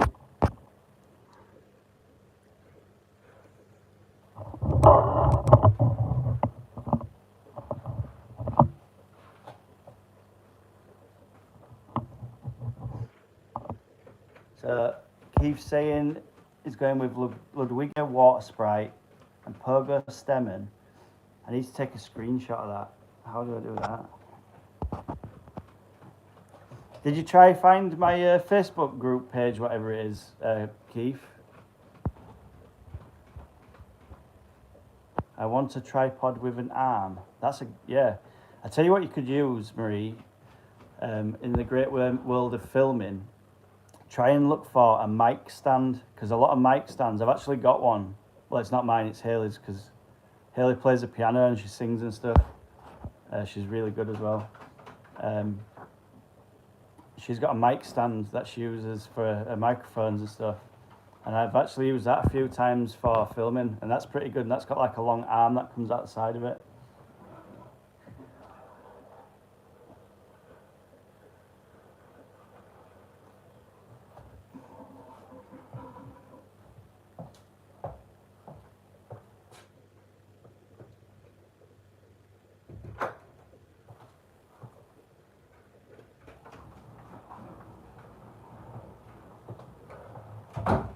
I'm just going to chuck my microphone on, guys, because I think you'll be able to hear me a million times clearer with my microphone on. So let's pop that on. It might be a bit shaky for a moment, but you won't get that sort of bumping around, crackling noise anymore.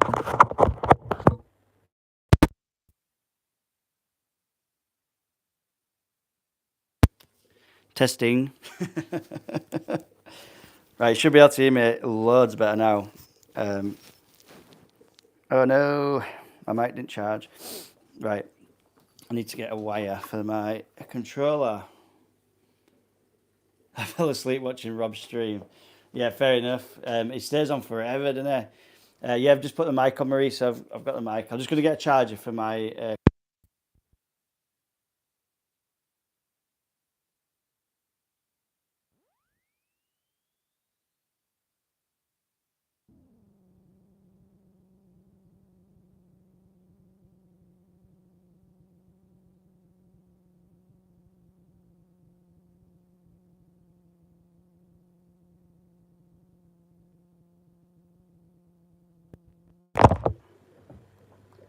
Just give me one moment, guys.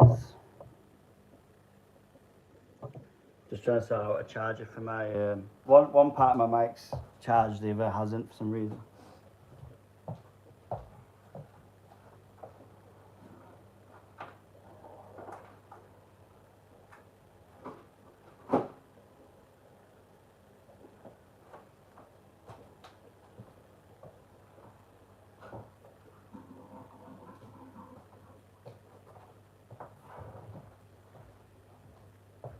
Right, I need a socket.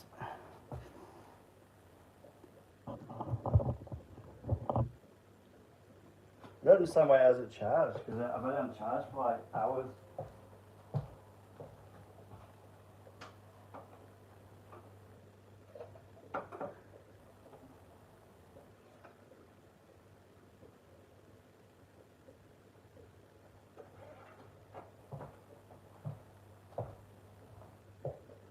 Right, we might just have to wait a little bit for the microphone. I've just put the because I've got the DJI mic, like this one, with the fluffy rabbit's tail on.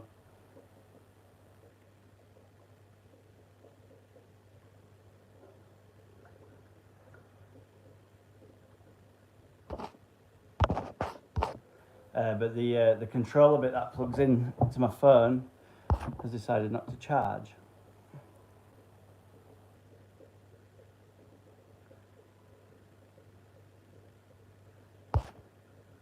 Richard's just saying, oh, Keith's just saying that he's just looking to put a stream together. That'd be awesome, Keith.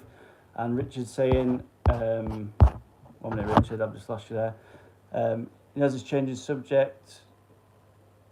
My yarn that I got for making spawning mops. Do you mean what type do I use? I use acrylic wool. That's the one that I use. And the reason I use that is because it doesn't leach any chemicals into the water. So you don't want it leaching dyes or any sort of chemicals into the water column. I've got it from Hobbycraft and it's made from recycled bottles. Is that okay? Yeah, it will be, because it'll be made out of plastic. That's what the acrylic part of it is. You don't want natural wool, basically. Anything that's a natural wool, you don't want to use. Some of that's made out of that should be fine. You just don't want sort of wool from a sheep that's been dyed, because what happens is when you put the spawning mops into the water, it'll leach water into the water column. It'll leach the dyes into the water column, which can poison the fish. So you need to use wool that's basically plastic. So that should be fine, I think. But yeah, I've used basically what I'd do is with that is just boil it in a pan. I just boil it in some boiling hot water for a couple. You don't have to boil it forever. Just boil it really slowly and get it up to temperature. Make sure the water will probably change to the colour of the wool that you've got, and I think it'll work then. Yeah, that's basically why you don't use the natural wool. No, you're fine, Richard. Any questions are welcome on any of my streams. That's why we're here. But yeah, just you don't want any sort of natural products because it'll just leach out into the water. You could use white. Yeah, so Marie's saying you can use white wool as well. Oh my God, why have you done that? Sorry, Richard, I just deleted your message by accident. I did that to Marie the other day. Have I just banned him again or something, Marie? Can you have a look at that? Because I don't know what I'm doing. Oh, man, I hate doing that.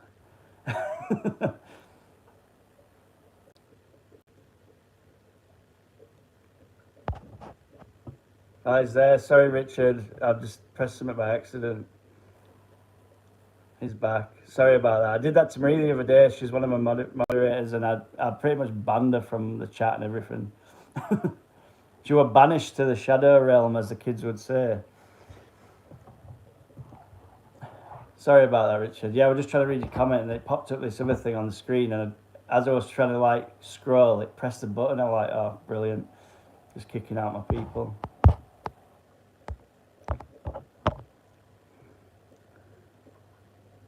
Yeah, she snuck in. She's got an account that she can come in through the back door with. No, don't take it personally. It's just because I'm on my phone streaming, and so when I click on it, it throws up the comment, and then the comment dissolves away. So to get it back, you've got to scroll on where the comments are dropping, and when sometimes you'll do that, and instead of scrolling, you'll accidentally tap the screen, which pulls up another menu instantly with remove. So it just removes you straight away. Unfortunately, but it's just another YouTube problem that we need to deal with. That app works. Yeah, I'm on the app at the moment. Yeah, it's really annoying. You accidentally tap it, and then it just chucks them straight out and deletes the comments and whatever. And then you think, oh great, that's a subscriber I've lost.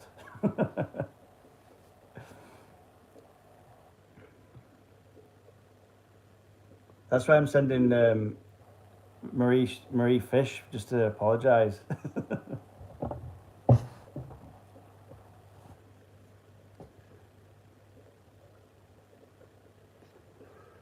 So this is another one of them tanks that gets that weird Marimo moss ball algae as well. Also, this one as well. I've got the not Anubias. I've got a Java fern and Anubias just here. I don't know if you can see it. You see the blackbeard algae on the leaves?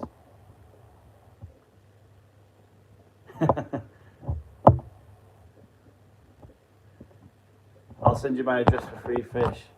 Yeah, I can send you free fish, Richard, at some point, but you have to go up the ranks. When you get to moderator, then once I know you a little bit, I can do that. No problem.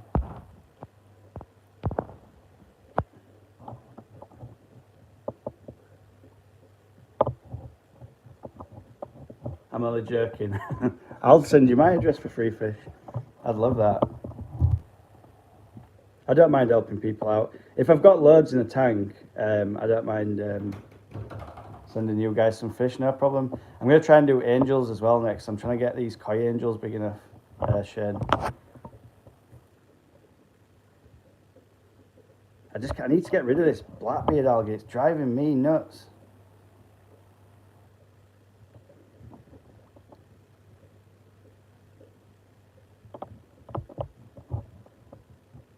I was looking into doing some fish food, Marie. I'd like to buy I'd like to make a pellet food and try and get it popular. How are we doing, George? All right? Yeah, it's going well. Nice of you to join in. If you hear any loud bangs or crashes, it's because the kittens are battering each other behind me. Yeah, no, I've been getting the Blackbeard Keef since I've changed lights. I used to have a lower light on this. Obviously, these lights are absolutely beaming on top of that Anubias. It's way too high. I think what I need to do is I need to get some more floating plants just in that corner, some water lettuce or something that's going to grow, nice and big over the top of them too. And hopefully that'll solve the issue with the Blackbeard algae then.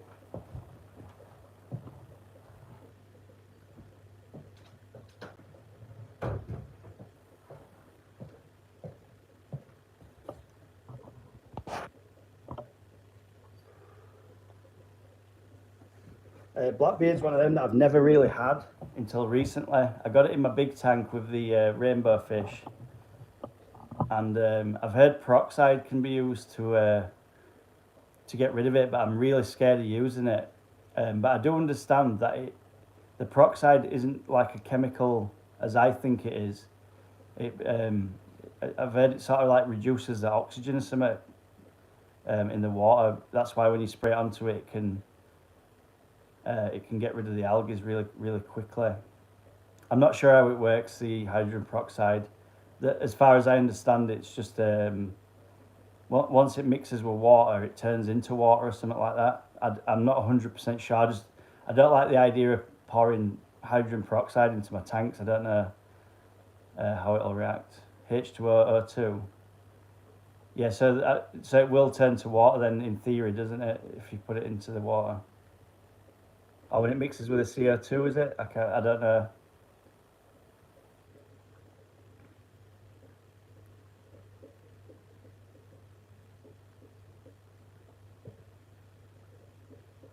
It sounds very complex, Keith. Oxygenated to water. Yeah, so once the hydrogen peroxide hits the CO2, it turns into water. Is that right? Or once it hits the oxygen, it turns to water.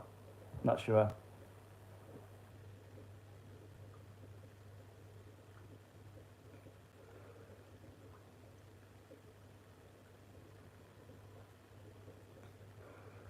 Neutralizes the PP. Flourish eggshells should treat it. Right, I'll go and grab some of that. That's the Seachem Flourish. See, I swear by API Leaf Zone. I know you guys are not that into API Leaf Zone. I do use it with the API root tabs there as well in combination. It seems to do all right in my tanks. So it's been pretty good, to be fair. to use as a fertilizer. But I also use Aquadip as well. That's been a really good fertilizer.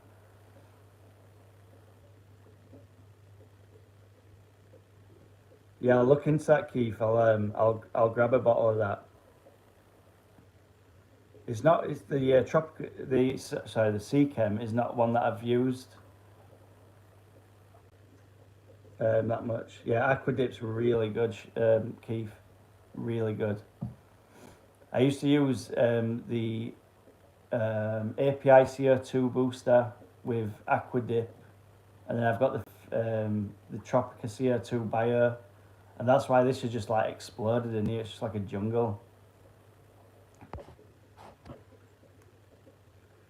I think most of them are shrimp safe, Marie. Stay away from Seachem ferts. Big can of worms. Yeah, I use the Seachem fertilizer a couple of times, and I use the Tropica one. I'm not keen on the Tropica one neither. I got a big algae bomb off the Tropica one.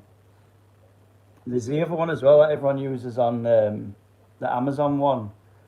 I forgot what it's called. It's like a green liquid. It's got like a measuring bowl thing on top of it. I forgot what it's called. TNC Complete or something like that. Yeah, something like that. TNC Complete. I know a lot of you guys are using that stuff as well, but again, I just got a massive algae bomb with that. To be fair, with the lights that I've got, I think the lights are too bright. I need to get the CO2 gas. I need to be using gas rather than the bio system CO2. Maybe then I wouldn't have the algae problems.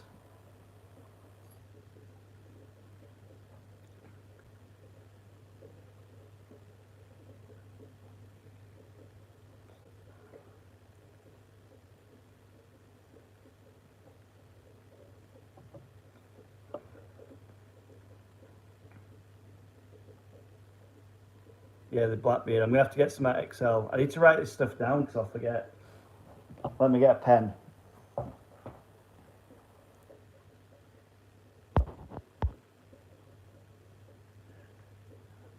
Shane is saying, I found that Seachem Prime, it removed the chlorine but not the chloramine. I'm lucky because I don't really have, the Yorkshire water is really good at getting the chlorine quite low, to be honest. I could probably put straight water in my tank from a tap where I live. I'm just on the edge of the Peak District, Moorland, so the water's fairly clean anyway. So I could probably get away with not using dechlorinator. It'd probably gas off in a matter of hours. It's really low. I've tested the water for the chlorine and chloramines.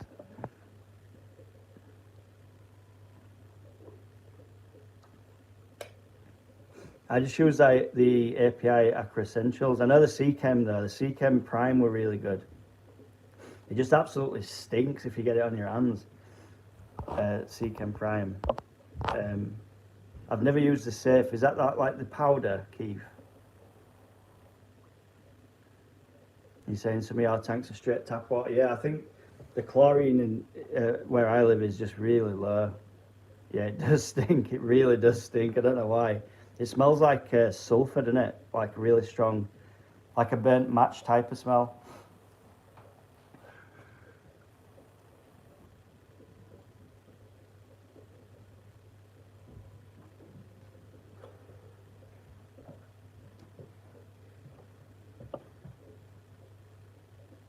She does flourish.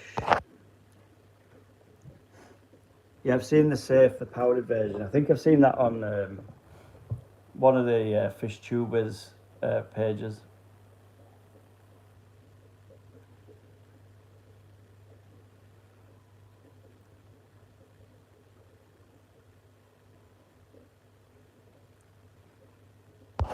We're back in a moment, guys.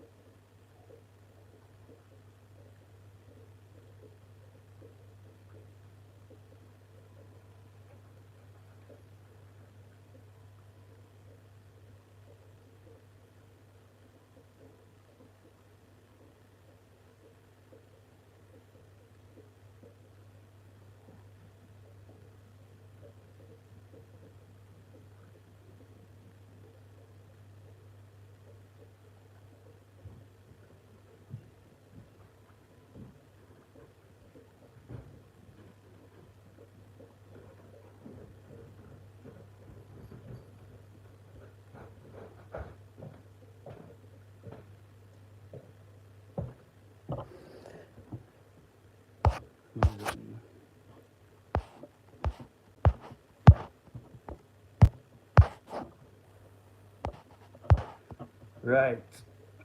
I think I'm going to wrap up the stream, guys. Everyone's awaking from the pits. So I'll probably catch you later on today on some stream or another, or maybe any videos that you post over the weekend.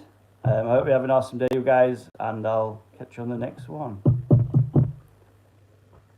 Bye bye.